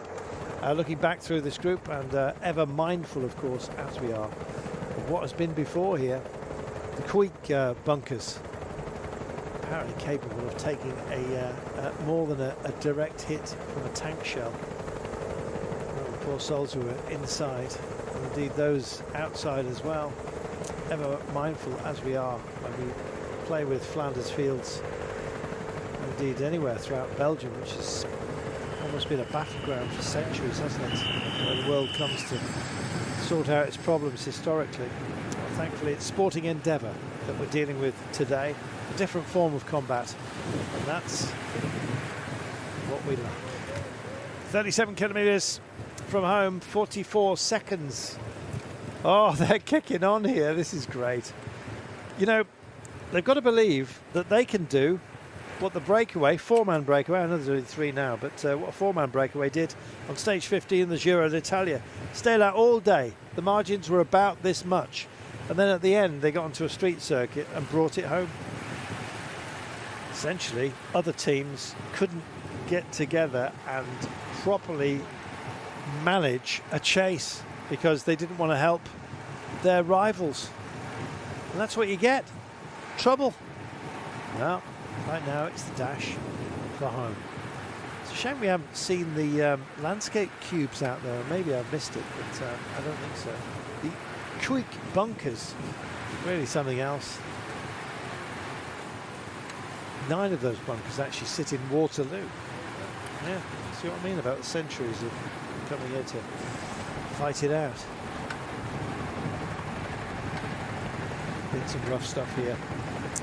36 kilometres from home and 41 seconds is the gap right now. We'll pull back to the peloton that are relatively unstressed. They've kind of settled into the duty of bringing it all the way home. I'll tell you what we will be passing a little bit later on is the Neuhaus chocolate factory. I like to think it's full of little grannies with little chocolate piping devices, making exquisite chocolate. Certainly tastes like that. Name. 40 seconds. I'm not sponsored, but I'd like to be. Nowhere better than Belgium to come for your chocolate, I tell you. Chocolate and frites. I mean, it's what every athlete needs at the end of a busy day. It's extraordinarily busy, and Team Flanders Baloise have been busier than most. If they get payback today and Tom Krabbe wins, this will be something absolutely extraordinary, and I'm very much looking forward to it. Still don't know what the full composition of this group is. Time then for us to consider the transmission tower of St. Peter's in Leuven. There it is. I don't know what St. Peter was putting out a call sign for, but whatever it was obviously important. 315 metre high mast. There we are. It's where VRT and RTBF. It's where you're getting these pictures from, for goodness sake. It's where you're listening to me. My name's Carlton Kelly. This man's name is Jordi Meeus, and he has made it. He, for me, is the big pick of the day. I know that we've mentioned a few others as well, but if Jordi Meeus is here, and he's here, that was him at the far side of the road, then be frightened, because the word is he's absolutely back to the form that we expect of him, and this kind of terrain is right up his street. Will he get there first? Quite possibly. Jordi Meeus is a phenomena in this kind of environment, and he looks dialed in and ready to do the duty, does he not? Yeah, his form since he took a break, he was almost stationary in the sprint on stage 2 in Wallonia, I've got to say, but still good enough to win the opening stage on a tough hill. So he's where he needs to be. And when you look at the backup that Jordi Meeus has got as well in Laurens Pitty, Danny van Poppel, the Netherlands champion as well. I mean, that's something else, isn't it? Mick van Dijk.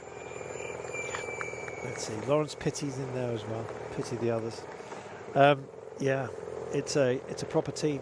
Is Red Bull Bora Hansgrohe, and with Jordi Meeus in the right place, by the looks of it, at the right time, I think they. Is it Meeus versus Krabbe? I think so. 50 seconds now. It's expanded ever so slightly. 2-hour breakaway. Well, when do they start to believe? Not yet. Not by a long way. Now we're about to enter a sort of a wide open highway, really. More than a run in. It's straight lines, much of it with gentle, indeed, wavering of the road. I think the Romans were through here. They just got their ruler out and say, right, shortest way from here to here. That's the way. The only reason the road meanders in this part of the world is because of water and soft earth. So you kind of maneuver around it to give yourself the best founding for the road as you possibly can.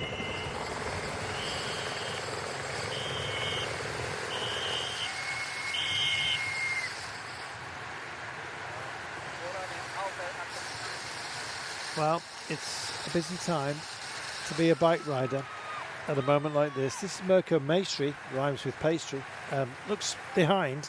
He should be working for Paul Penelever, but I haven't seen him. In which case, Maestri is plan B, number 164. Meanwhile, everyone else on bouncing duty at the moment. Just get through the day as best you possibly can. Always fun.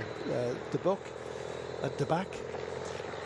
Looking through this group right now, the eye's being drawn for me anyway by Danny van Poppel, who's been put on pacing duty. for Red Bull Bora Hansgrohe and Jordi Mayos. He's up towards the 4.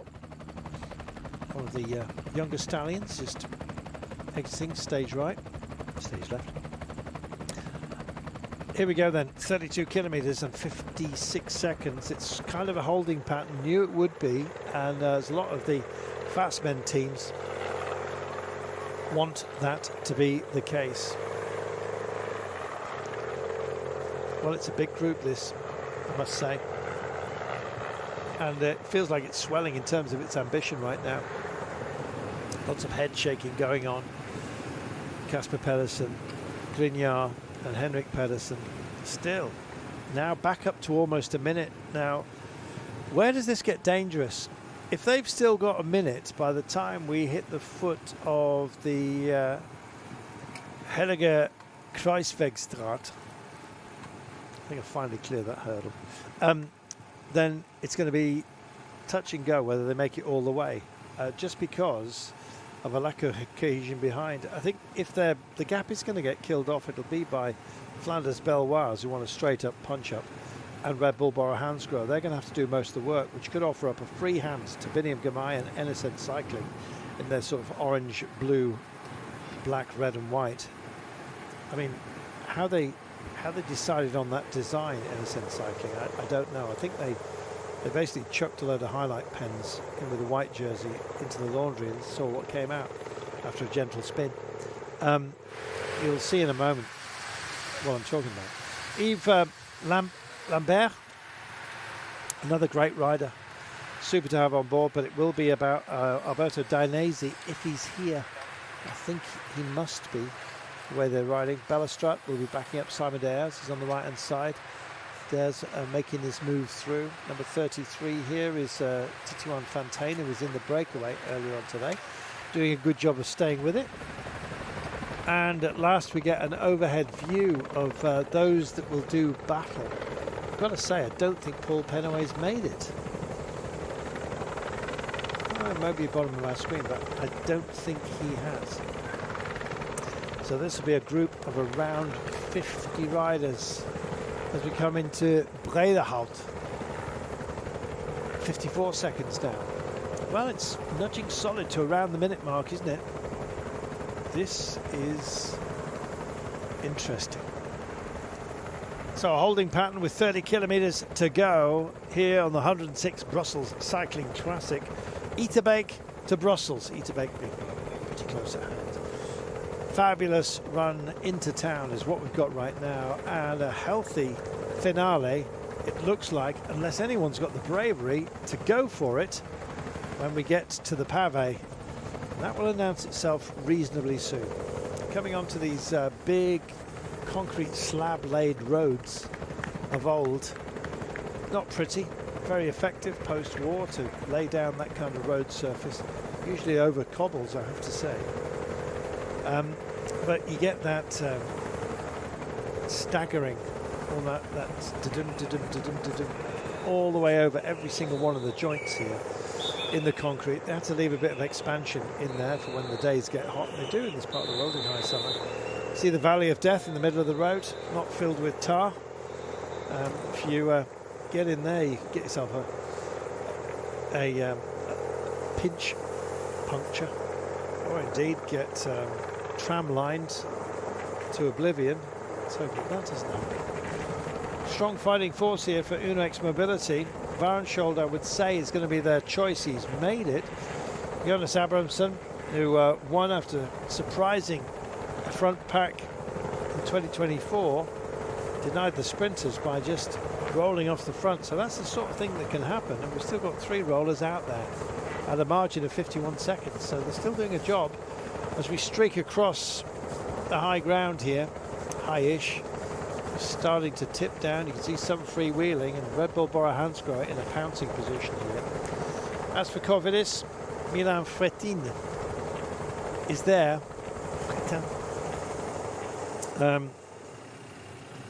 For Cofidis in their maroon, etc. Henrik Pedersen takes a bit of feed. Well, he takes a bottle. He doesn't want any feed. The gel gets dispatched. Nice handovers, I've got to say, on this slight little rise. Perfect place to take a last feed. or approaching the last that they'll be allowed today.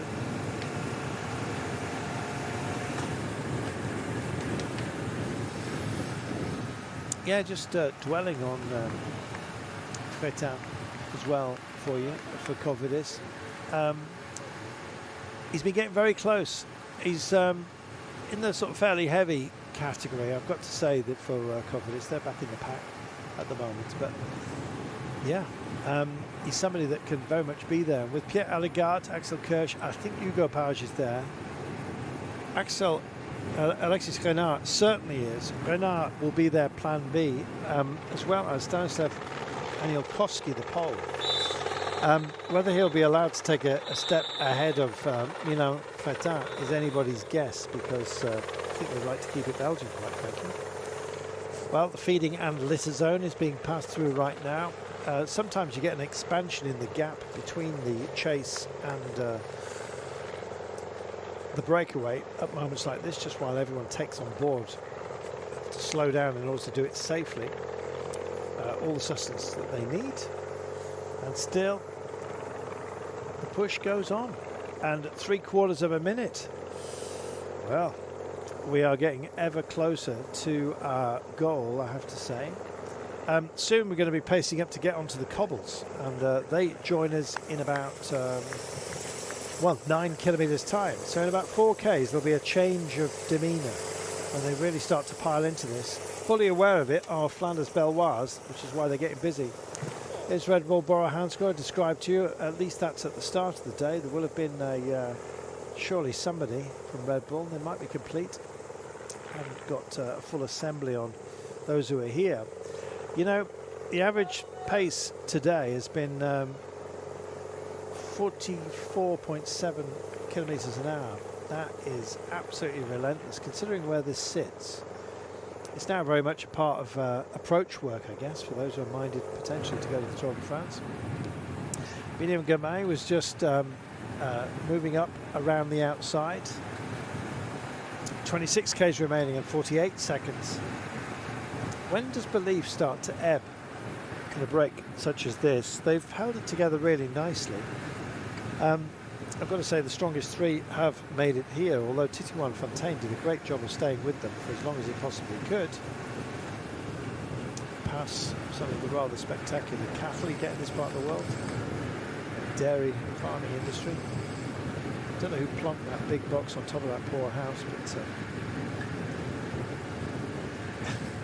they made a show of it. 44 seconds and holding steady at the moment. You know, there's something within the mind of these guys that I admire so much, and that is they haven't offered up the excuse amongst themselves that they're working for others. They've actually stayed here.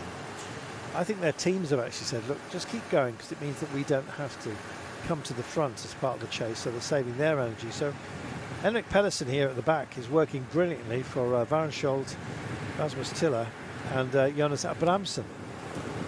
Your man here, number 41, Grignard, is working for De Schutteneer, as well as Toon Arts for Lotto Intermarché back here. And so they're amongst the favourites, and the works now, the duty has been taken on by Red Bull Bora Hansgrohe. Cofidis, nobody up front, they're having to do some as well. And now finally Tudor Pro Cycling as well, after having a man up the road at the beginning of the day in Marius Meyerhofer. They have to work for Rick Plumas. Meyerhofer might be involved in the lead-out train for Arvid de Klein a little bit later on. I believe de Klein has made the trip for Tudor, so waiting to pick him out for you in a few moments' time. Well, as you can see, it's hot work if you happen to be in a breakaway. Some of the drinks, the water being tipped over necks and shoulders. Well, Arvid de Klein is a veteran. I'm just reminding myself about our Tudor Pro Cycling boys. He is a veteran, but he beat Meus in Cologne, don't forget. Oh, just look at this. Isn't it gorgeous? Yeah, the Hassebeek Castle is what you're looking at right now. precursor of the current castle, was built in the 13th century, and they just went, it's not good enough. The castle was destroyed and rebuilt several times, but its latest incarnation is amazing. And look at that, top topiary. It's the Hassebeek Castle Park, where they grow herbs as well as flowers. There you go. So the Marchioness, the neo-Renaissance style, the Marchioness donated the castle to the Belgian state in 1921. 3 years later, it was opened as a museum and is currently closed due to major restoration work. They're obviously pruning the garden as we speak. It's expected to reopen. In fact, it has reopened. There's some old notes here. So yeah, if you want to go to see a museum garden, think, goodness me, a pineapple. Then here, they go to Hassebeek Castle. The pineapple's in the greenhouse, by the way. Round the back, just next to the ticket office, where you can buy some delightful booklets on the Hassebeek Castle. And of course, a memorial chocolate. 37, we can buy that anywhere.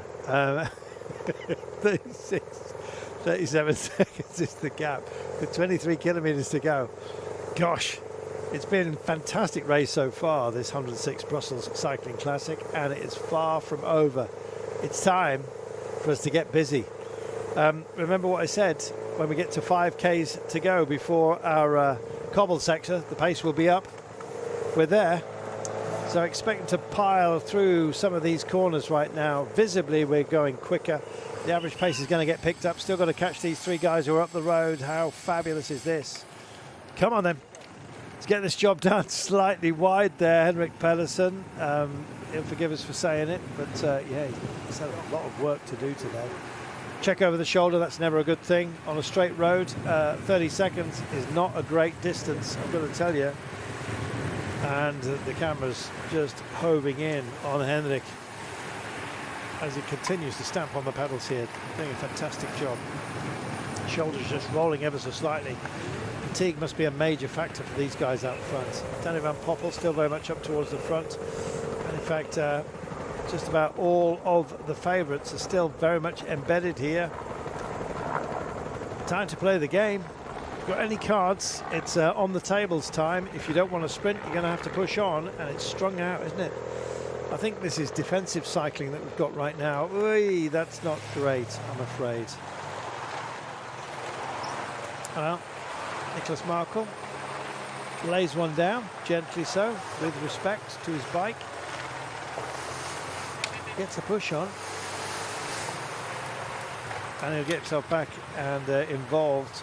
Fritz Biesterboss is going to be their man.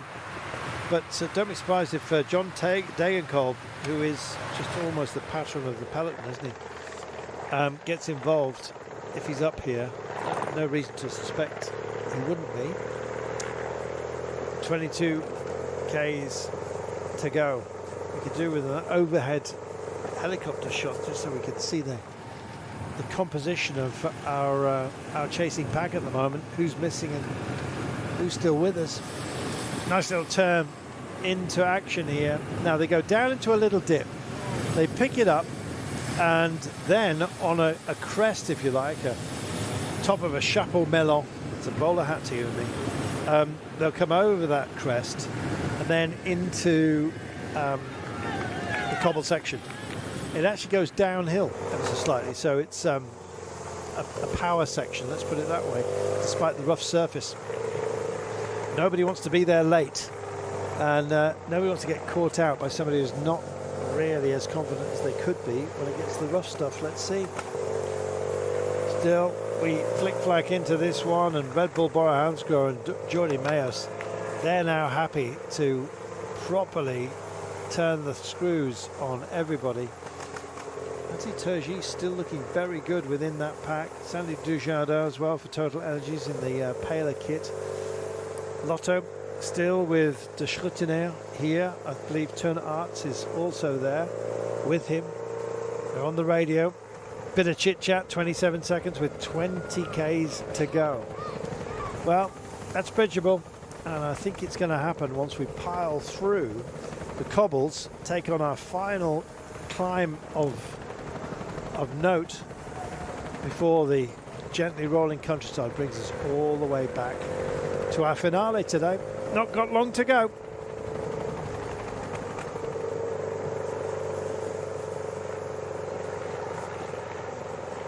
Still they push on, and I have to say that Biniam Girmay's NSN Cycling are playing a very good quiet role. They're there with the orange shoulders.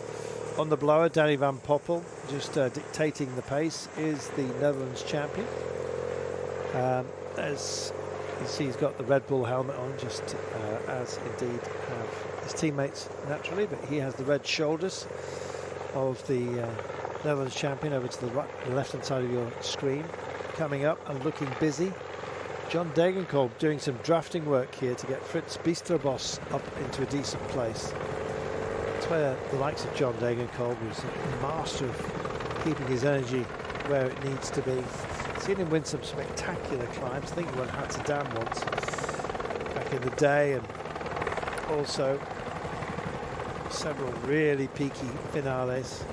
Those days have kind of gone for John, but he'll be there as a great guardian angel for Fritz Biesterboss. And there they are, 27 seconds as the camera pans back. The hounds have sight of the hares, and that looks like much of the peloton is actually as it should be. Piling up through the centre in the gold and navy blue Flanders Belloise. Michaelis for Tudor Cycling trying to get a little bit of impetus going back here. Titouan Fontaine with Nicholas Markel, who's back in off the back wheel of Fontaine. Keep your powder dry, spend it or light it up a little bit later. And here we go. Right hand side, not the place to be on that road separation. They regather themselves, and you see the pace of it. This is proper approach speed we've got right now, despite the fact we still have our obstacle of indeed the Rosweg to come. Our only real section of road pave, of course, cobbled climbs we've been used to within this day. What a super day it has proven to be as well. Still they're going for it, but only 21 seconds. It's going to be handshakes time, I'm afraid, in a few moments. We're going to have to call out these motorcycles. There's virtually no gap between our break. So 3 and more. Not only security, neutral service as well. Nothing neutral about this approach, as you can see. And Pinarello Q365 also picking it up here. On to the Rosweg. And our breakaway have the gift of all being able to play the Rain Gully card. Big turn to get onto it right now. Well, sometimes they don't all fit, but we're just about through safely. Bit of a dab of break on the inside. We've lost one round the outside as well. Somebody from Alpecin, I think it was, taking themselves a tumble. Just quickly get back on. Touches of brakes perhaps, but it's De Bock again. De Bock at the back. Meanwhile, Danny van Poppel is part of the driving force of Red Bull here, and unhurt is Alice, which is good news. Waiting for his steed to get back in, but I'm afraid with 18 kilometres to go and the way this is going, he was on the radio here as he came into the corner and just lost it all on his lonesome. Well, there you go. I don't know whether it was just a lack of attention, but tried to lean in one-handed. Look at the dust being kicked up right now. And it is Red Bull that want this on the Rosweg, and little bunny hops to get over to the other side of the road. Get onto the Rain Gully if you can.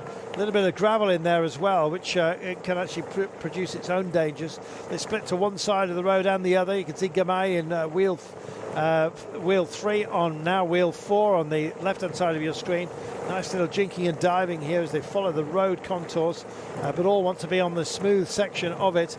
Nobody really wanted to ride the High Crown, except it seems for Uno-X Mobility, but the real smooth pace is being set here in the gutter by indeed Red Bull Bora Hansgrohe, and this is a great setup for Jordi Meeus today. Here's our breakaway. Well, they've got the choice of the smoother options, of course, but I'm afraid it's going to be a rough old result for them. With 70 k's to go, they are going to get tagged. This is a long sector, this. of pavé for them to have to deal with, but they are nearly clear of it. Just less than a kilometre, and then the smoother road opens up for them. But really, it's going to be the arms of the peloton that are going to get there. A few have shipped chains, as you can see, and just pulling to the side of the road. Meanwhile, our three heroes, our three musketeers, stay where they need to be at 10-second margin at the moment. But here comes everybody else. Big left-hand turn to escape. Now, still more work to be done, I'm afraid, on the rough stuff. And then finally, we'll pick up and take on our final climb today. It's suddenly it smooths out, as you can see. The drive goes on, and Red Bull just a handful of seconds now.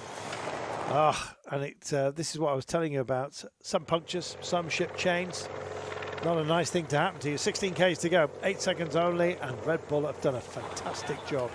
And yet more trauma, I'm afraid, for Alpecin. It's not been a good sector for them.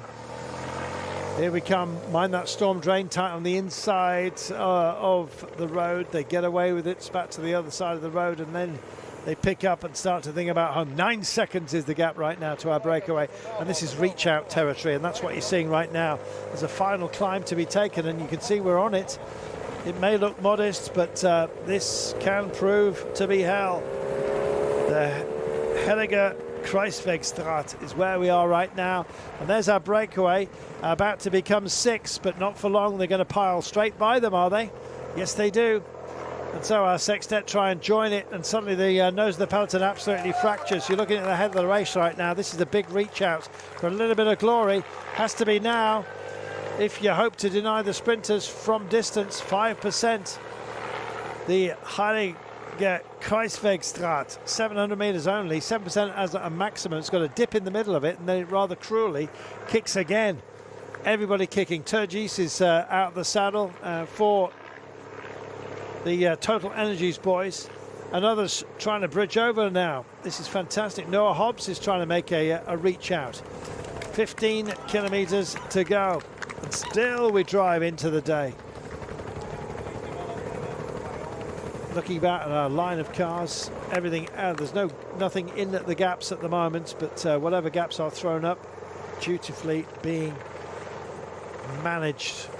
And Race Radio declares all together. Now, who wants to go for a long shot? You don't have to look far beyond Uno-X Mobility. They love this sort of thing. Mr. Freddie Devan's made a breakaway stick, and in fact they've been very much part of proceedings, have they not? Right from the very beginning of the day, and yet again Uno-X want to do the job. Having finished his job, Van Hemelen, good work. He was part of that stitch back for Flanders Belloise. Tom Crabber still not out of it, of course, and the activity on the nose of the peloton just ebbs ever so slightly. Well, what about our run for home at the end of today? It's going to be an interesting one to see how it is marshalled. Wall is now well behind us. The sprint, when we get there, if indeed it turns out to be a sprint, it's technically simple, but it does go up. The road is wide, and so there's plenty of space to play with. That can have its own dangers, of course. There's a final turn with at the Flamme Rouge. It's a left-hander. Ooh, and that felt like a crump as well. It might just have been an effects mic on a motorcycle getting itself out of shape.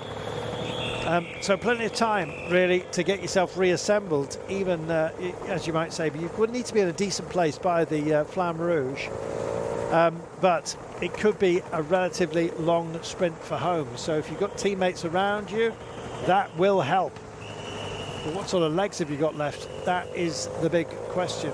After all of the climbing that we've done today, that is a tough ask. So here we go, big drive into town. 13 kilometres. Well, Alpecin have been roughed up by this, and they want to now offer it up for everybody else. Riley Sheehan of NSN Cycling is doing the stitching. Big acceleration for him, the American. Anthony Turgis would, I think, prefer to be out there sprinting alone. After a tough day, he's possibly your man. Are we going to get another fracturing of this? I'm not quite sure. Geens pushes on right now. Good work by him. Jonas very much part of the lead-out train if he was required for De Haar, which suggests He's putting in this effort right now. De Haar doesn't need him, mainly because he's not there. Well, they shilly-shally one side of the road to the other. Who wants to take it on? And it looks like nobody, with 12 kilometres to go. There's very few escape points now. There are some gaps opening up, as you can see. A lot of tired riders, some tired minds as well. And we're heading towards that 200 kilometres completed marker. Just mashing back together. It's almost a washing machine effect. And yet again, the drive is by Uno-X. Well, they're setting their stall out constantly, it seems, and this is brilliant. Well, you know, Abramson and Warrenschold, they both know what it means to be in a situation like this, and they both know that it can stick because it worked in the past for Abramson. Quick check over shoulders to see who wants to come and join the fun, and the answer for the time being is just about everybody. There we are. There's no leeway being given. Well, Rasmus saying, come on, let's do some work together, shall we? He stirs the soup pot, but it's not going to work. And his own teammates are staying together within the pack. Well, asking for some help, getting very little. That's going to be a constant refrain on the run in. Nearly 10 kilometres remaining, and still they drive across the line. They drive towards the line, I should say, and drive across the road, slewing one way and then the next. Another big pickup. It's punch and counter punch at the moment, isn't it? Rasmus Tiller seems to be the man who's asking, do you want to be the hammer or do you want to be the anvil? And they're swapping duties now, Uno-X. They're making this difficult for absolutely everybody. I think that's the way that Warrenschold will have his best run at the line. No panic from him just yet. May well start to pick up in a few moments' time. In fact, he's just being guided up on the centre of the road. Centre of your pictures further behind. And so the double checks continue. Cagey as you like. If this goes on, we're going to have ourselves a bunch sprint out of that Flamme Rouge left-hand turn. At the very last today, most teams have got an option now, and that means we might almost get a ride in before the sprint. Nobody, they've all tried it. Nobody's really got what it takes to push on out of the gap here, and that's what's being referred back on the radio by Moritz Kretsky, I believe it is. In fact, for NSN, Floris van Tricht just coming up onto the wheel of Guillaume Boivin, actually, for NSN. Big man. Looking back through our pack right now. Good to see Astana here. They've got Del Bova. Where is, for them, Zwitzer? That's what I want to know. He's not there.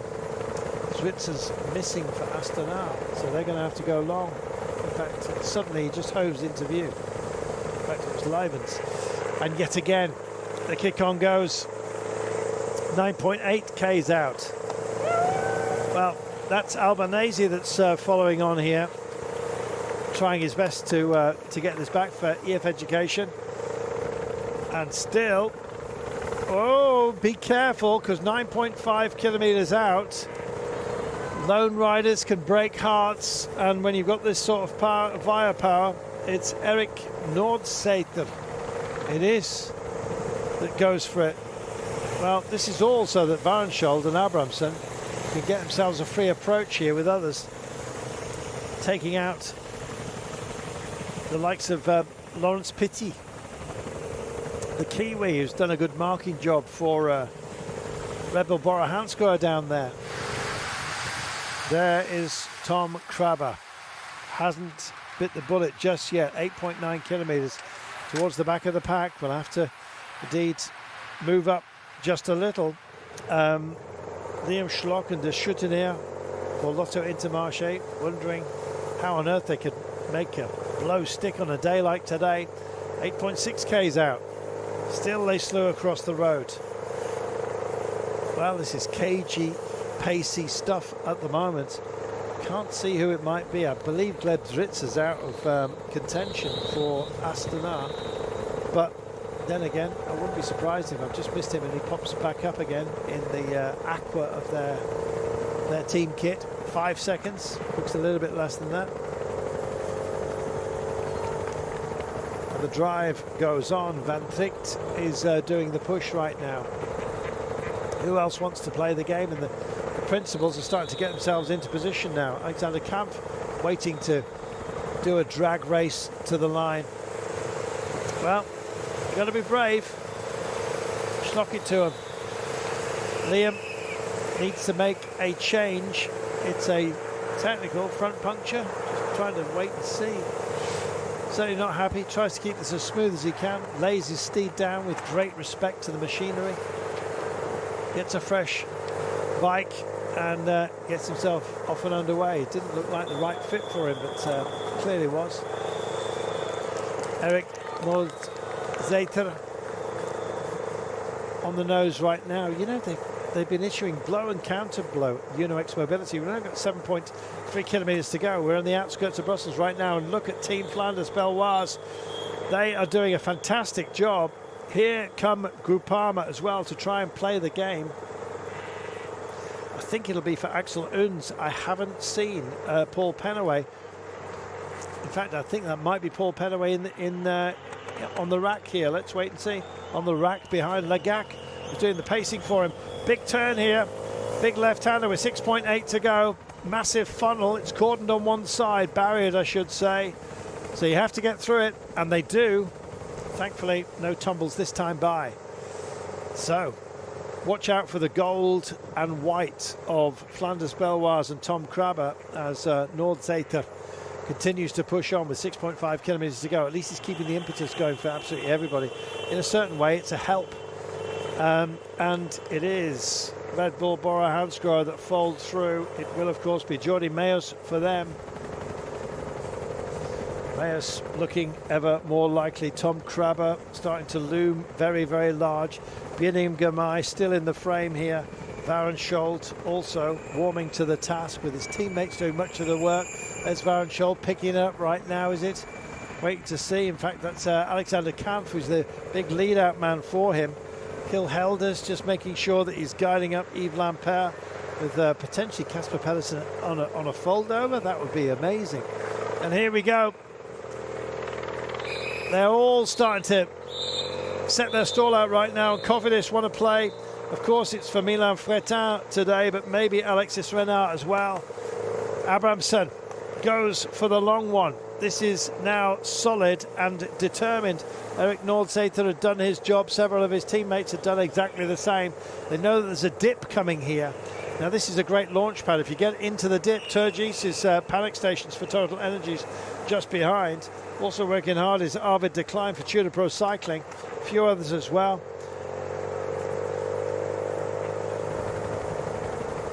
Ryan van der Berg is also in the vanguard for EF Education Easy Post. Vincenzo Albanese had done a little bit of stitching. In fact, I think it's more Albanese look to it. Can't see Noah Hobbs just for the time being. 5 kilometres to go, 4.9 now. And this is the big run-in. Here comes Turgis, Total Energies crew.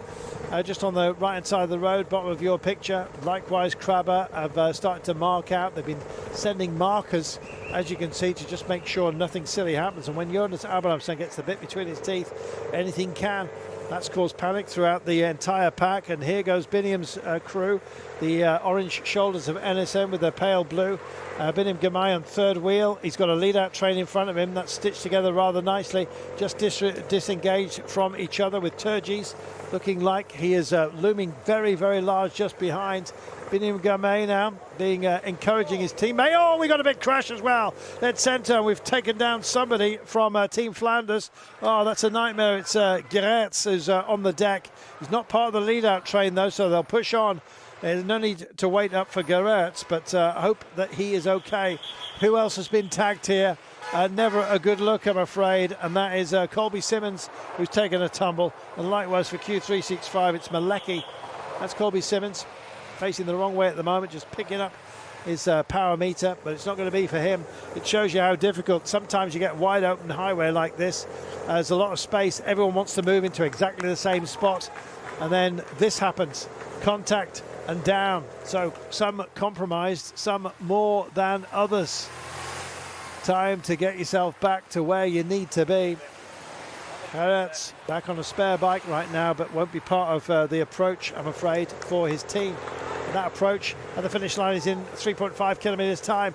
Biniam Girmay has avoided all the problems.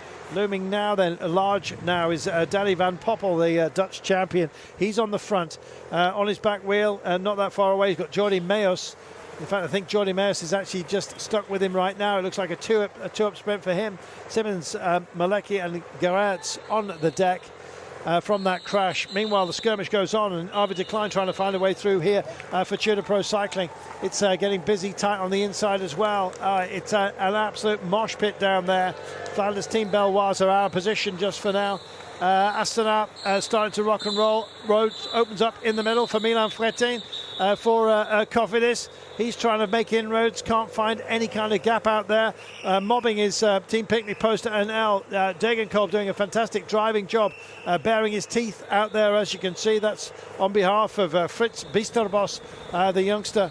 Let's wait and see if he can make an impact on a day like today, but we're running out of time. 2.5 kilometres. They've been it's the 2Ks to go marker. Flamme Rouge, there's a big turn, don't forget.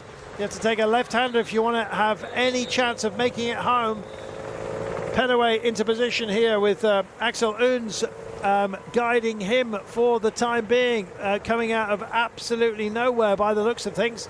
The man from Francis de Jure, he's with Albanese on his wheel. Albanese clearly deciding that that's maybe a wheel to follow. John Degenkolb hasn't lit up just for the time being, but let's wait and see. This is Krabbe out of position and fighting to get his way back in at the moment.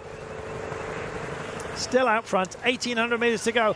Don't forget it's a left-hand turn, so you want to be on the right-hand side of the road if you're going to make it, and make it successfully. They spear through this roundabout, and now they charge down towards the big, important turn, which is coming up for you right now. 1,600, 1,500, well, it'll be 500 metres to the turn. That's the way we're talking about it. 500 metres to the turn, 400 metres to the big turn as well, that opens up the straight line to the line. But who's going to write their names into the history books of this fantastic race, one of the oldest on the planet? We're about to find out. Mobbing it out the front, Picnic Post NL doing a fantastic job. And here come Unibet Rose Rockets out of absolutely nowhere. Here's your big turn right now. There it is, successfully negotiated by most, but some well and truly out of position. There's a lot of ground to be made up right now. Biniam Girmay's in a decent spot. Let's have a look. And coming out of the shadows, just starting to make a noise right now. Oh, and another tumble at the side of the road. Oh, it just keeps happening. Cameras struggling to find it, but there it is. Cofidis on the deck, and it's time to make a flyer. If you got absolutely anything, then it is now. Albanese's been incredibly lively, so is Van der Berg here. Noah Hobbs would hope for something as well out of the day, but Solo flicks the arm for absolutely nowhere. Picnic Post had dominated most of proceedings here, and we've got a steal potentially. We're into the hoarded sections, for goodness sake, not wanting to offer up a back wheel to absolutely anybody, and it's Danny van Poppel that's picked it up and decided to drive into the line. Danny van Poppel may well make history for himself. He's got his teammate, of course, Jordi Meeus, who tries to pick it up. Jordi Meeus is on the back wheel here of Paul Penaway, who's going for it. Jordi Meeus on the rising ramp. He comes up. It's Meeus here, dead centre of the road with Biniam Girmay on his shoulder. Oh, on the throw. Fretin got so close, but I believe in Jordi Meeus. What a day. What a finish that was. And what bumps and bruises we've had along the way. Amazing.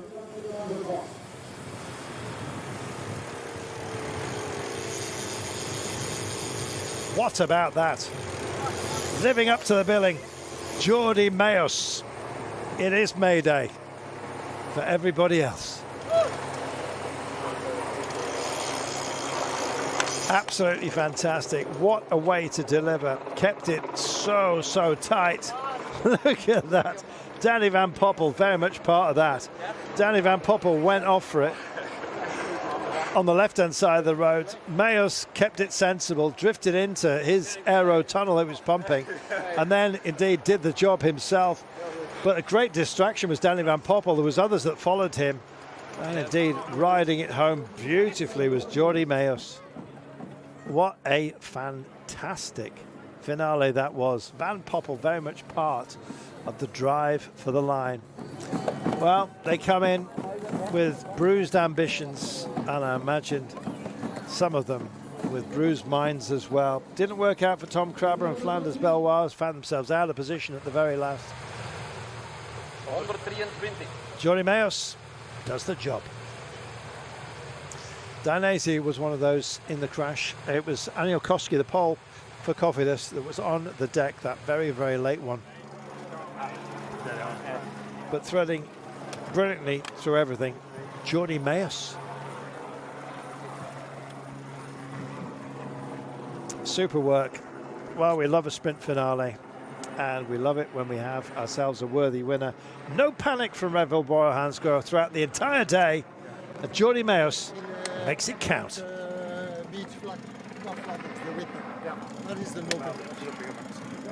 Well, that's 19 pro wins, but he won the Copenhagen Sprint last year, don't forget. He's been on great form of late. Took stage 5 in the 4 days of Dunkirk and looked masterful then. Well, he's underscored that by taking the Brussels Cycling Classic, and that will be very welcome to the 27-year-old. There is Van Poppel just piling off, as you can see. Brilliant work by him. It was Van der Berg that went for it for EF Education. And then this fold over, tracking, tracing, doing a fantastic job, never letting out sight the likes of Jerome Blom. And on the throw, super work, and nothing, I'm afraid, that Milan Fretin could do about it at the very last. Arvid de Klein get himself a top 5 there for Tudor Pro Cycling, but look at that. Was it half a wheel in the end? Not even. Quarter of a wheel, the gap. Chapeau to all of them for keeping it safe at the line. Here's that heads-up shot. Danny Van Poppel had caused others to fracture and go for it, maybe just a little bit too early, but on the rise, Jordi Meeus, absolutely supreme. Nothing that anyone could do about it. Biniam Girmay wrestling the bike, trying to get back. Milan Fretin for Cofidis was very much up towards the front. Arvid de Klein likewise. But you can't take it away from Jordi Meeus, our glorious winner.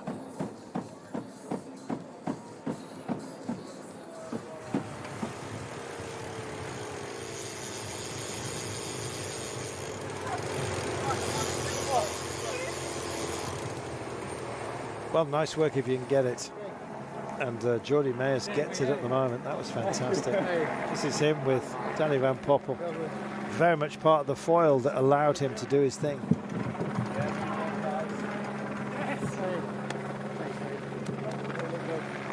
Yeah, of course. Yes, we won. There you go. Sometimes the team cars don't have the access to the pictures that we've got. Oh, there it is. Jordi Meeus takes it ahead of Milan Fretin of Cofidis in the maroon and gold. Then Biniam Girmay, dead center of your picture here. And a reminder about what a fabulous city Brussels is. It's just gorgeous. So much to see here. They renovated this Autonium, and thank heaven they did. It's absolutely beautiful. 600,000 visitors a year, not all at once, you understand, but yeah, amazing.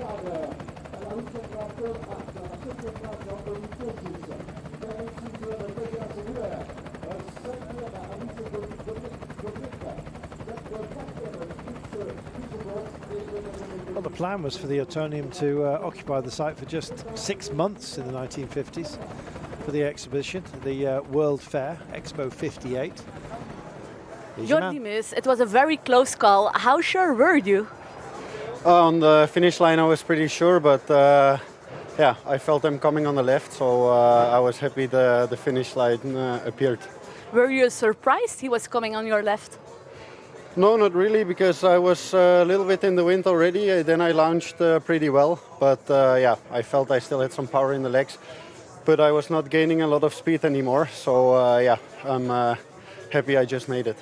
Was this the key decision, not starting too early with the wind? Yeah, I think so. Also, it was quite a bit uphill, so yeah, I know it's always better to go a bit later, and I think I did it pretty well. Danny Van Poppel also did a very impressive job. Yeah, definitely. It's a big pleasure for me to do the sprints with him. and yeah, he gives me a lot of rest before the real sprint, and he always brings me perfectly. How important is this victory for you? Yeah, it's really important. It's a big race, and it's always nice to win. So I'm really happy. Okay, enjoy. Thank you. Good to hear. Jordi Meeus is our winner, brilliantly so, on this uphill drag to the line. Just edging Fretin of Cofidis there with the golden shoulders. Biniam Girmay with the orange and pale blue also on your screen. Fritz Biesterobos did a great job for Picnic Post NL, I must say, in fourth, ahead of Arvid de Klein of Tudor Pro Cycling. And Tobias Müller rounding out the top six for Unibet Rose Rockets.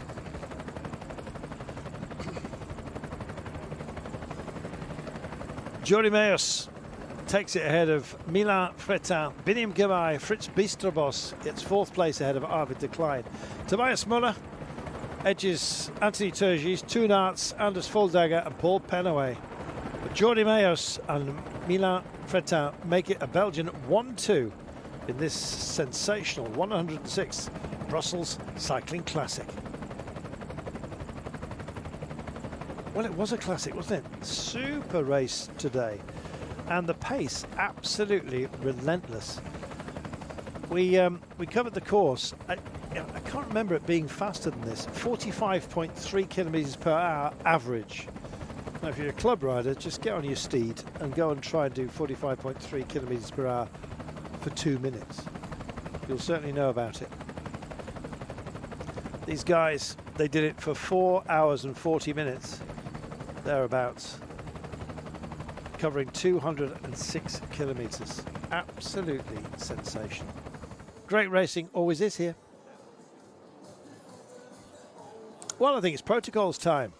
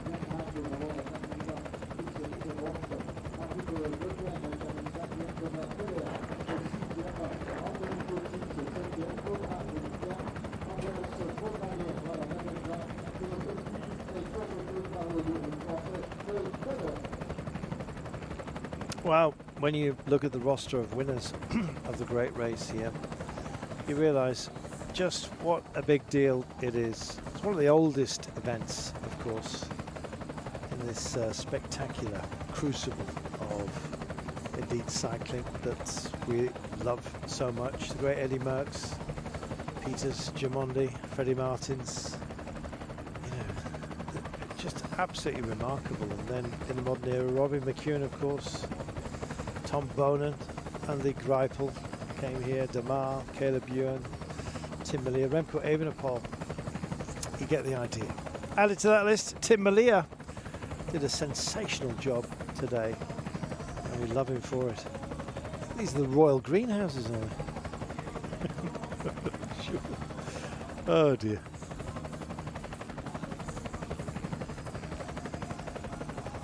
Brussels, lovely place. I've got to tell you as well, the food is amazing, hearty, and lovely, and indeed so are the people. It's a warm welcome as a cyclist. A warmer welcome you will never find. You're welcome absolutely everywhere. So, time for me to put my... oh, hello, it's Biniam. Biniam Girmay, congrats on your third spot. You were aiming for the victory today, isn't it? Yeah, I think today, thanks to my teammate first, we did a super incredible race until the last part of the hill zone. We tried to control, and yeah, the team was dedicated really well, and thanks for them. It was super nice job. And yeah, I think the sprint was fast, absolutely. Just I would say I missed a little bit my kick because I was in the altitude for almost 1 month, and yeah, I was just climbing all the day, and I don't have the speed. I tried to do my best, but yeah, I think Jordi was the fastest, I would say, for today, and yeah, I just need to be happy for third place. You have a different preparation for the tour compared to the other years. How come? No, it was more or less the same. I just changed place. Most of the time, I mean, all the time I went to Eritrea before, and then on the altitude part you have flat, so you can still train your speed. But this year I went in different place, and it's mostly up or down, so I don't have the time to do prepared for full sprint. Actually, that was also the plan, so still it's long way to the tour, and we're just preparing as much as possible for the sprint, and I'm happy today with my feeling. What do you take from today to those preparation for the tour? It was good actually. Like I said, during the day I was very comfort. I feel super good on the hill zone. Like I mentioned, I just missed my kick, but that's all. That will come soon, I think so. And like I said, that's the most important thing, to feel well during the race. It was more than 200 kilometers, so it's not an easy race as well. So I'm just happy with my feeling. Will you be back next year to do better? Absolutely. I'm always aiming this to win this race. So I was second, third, always close. But hopefully next year I can be first. Let's hope so. Enjoy the podium. Thanks so much. William Girmay, terrific rider, real gent as well. And thanks to him for accepting the request for an interview at the end of the day. Ultimately, he was to finish in third place behind Milan Fretin of Cofidis and Jordi Meus of Red Bull Bora Hansgrohe. There's that drive. Daniel van Poppel really did a great job of opening up the will of others to go for it. I have to say, very fast finishing Milan Fretin. If it had been another couple of meters, but it's the line that counts.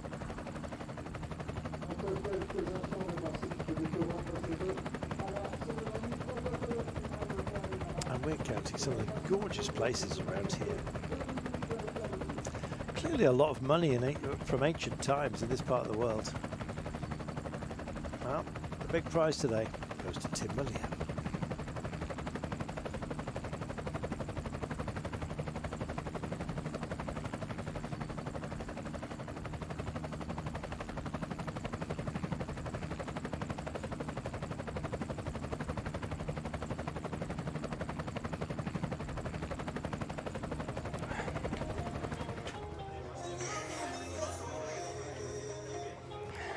Milan Fretin, very close finish. What did you think? Yeah, it was close. I watched just the replay on the television, and yeah, there was maybe a moment that I had to hold in a little bit with Danny van Poppel. And yeah, if I look back now, maybe I jumped a bit too late. I don't know, because I was coming with a lot of speed. But okay, I was hoping that the finish line was 2 meters farther, but it is what it is at the end, second. So that means you were still fresh in the end. Yeah, I had a really good feeling today. Honestly, was even better than yesterday. Yesterday I felt that I was missing the punch a little bit, but yeah, it was a long time. Yeah, my first race in a long time, so it was Kelder race. And afterwards I crashed on the elbow, I broke the elbow, so anyway, I'm happy I'm back in the peloton. And the last K today, again a crash from your teammate, Stanislav Aniolkowski. Did that impact your sprint? No, I heard about it after the finish line, so I hope he's okay. It was behind us, so no, the plan is always if we were Stan is still there. Like I have the leader, I'm the leader of the team, and he can go for his own to take the points, of course. So yeah, I wish him all the best, and all the other riders too that get involved with the crash, of course. Okay, enjoy the podium. Okay, thank you. What a nice guy, Milan Fretin. Good for him. Well, other sports, of course, will start to loom large in our minds. The King Baudouin Stadium here in Brussels. Our minds, of course, to the North Americas. And, of course, the upcoming World Cup. Well, today, the man who hit the jackpot was Jordi Meeus, wasn't it? Absolutely brilliant. Well, we'll be getting to our podiums shortly. First of all, I think we're going to remind ourselves of how the day progressed.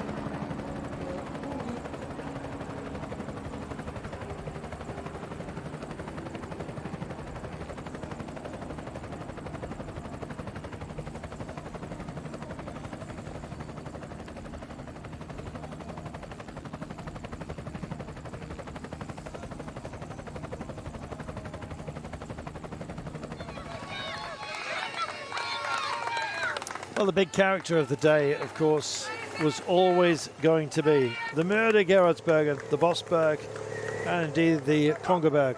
3 climbs to be taken 3 times. 9 tests in all before our final dash for home.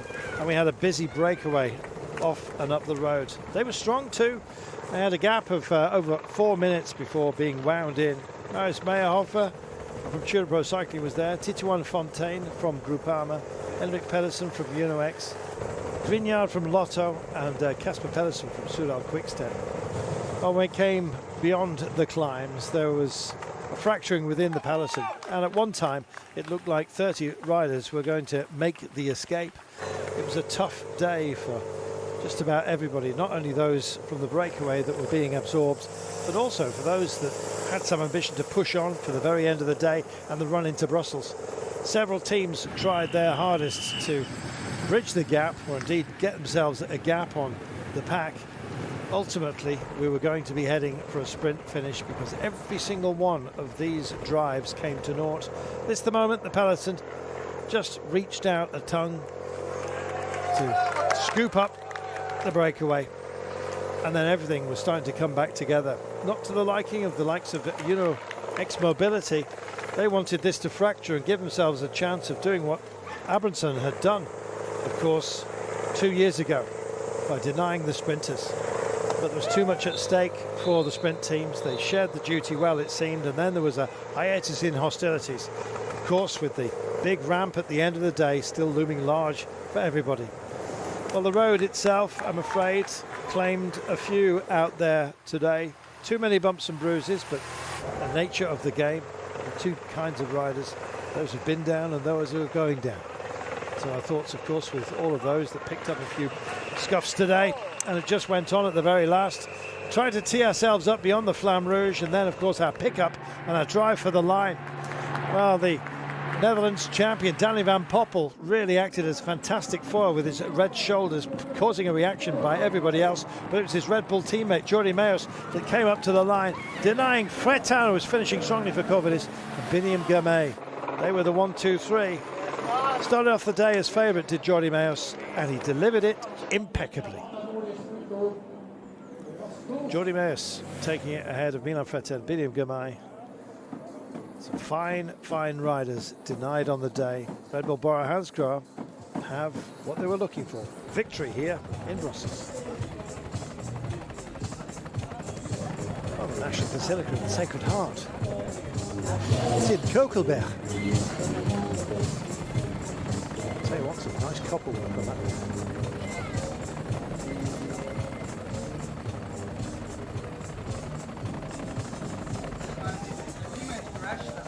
Well, we are awaiting our podiums, which will be with you shortly. Behind Stanislav and the whole bunch I was just next to you. Well, you got to get a sponsor's cap on. Because I was just like, should I pass him or not? Because I was thinking like, who will do the sprint? Because he already passed me on the border. And like, I was quite enjoying that little debrief from Biniam Girmay there. He's still going on about his tactics.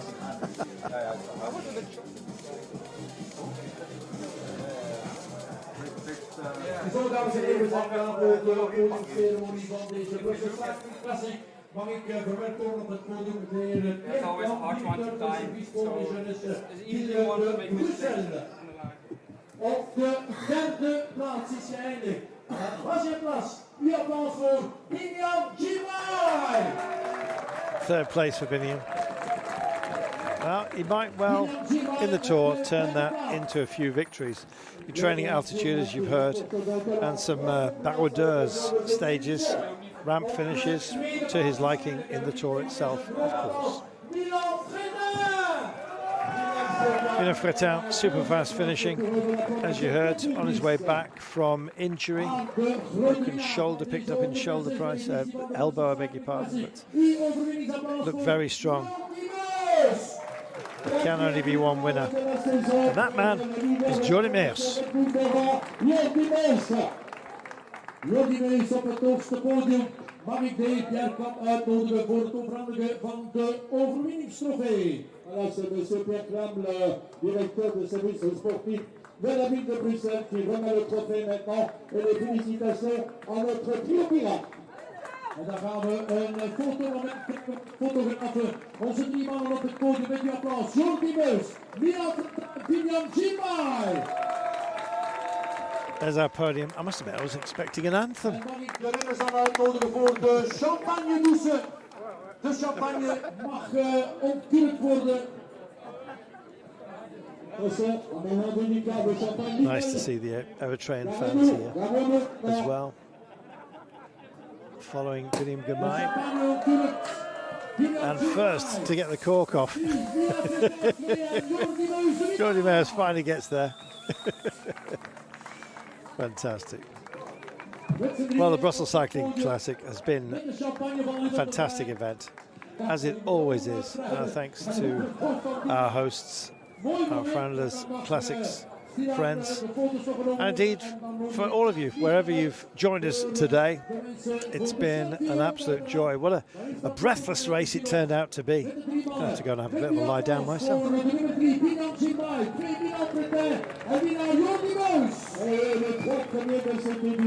Amazing, they look fresher than I do. They've just done 206 kilometres of racing. Wonderful stuff.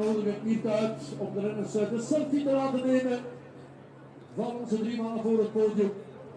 En even nog een shotje voor Milan, hij verdient dat. En het fotomoment nu met de drie mannen, met uw laatste applaus. Binyam Jimai, Milan Fretin, Jordi Meeus. Well, from this wonderful part of the world, time for us to bid you a fond farewell. My name's Carlton Kirby. It's been a pleasure to have your company throughout this day as we dwell on the Atomium, this fabulous creation that overlooks the great city of Brussels, the capital of the heart of cycling, of course, here in Belgium. We thank you for your company, wherever you found me. Indeed, on this channel that you're watching, it's been a pleasure to be with you this season.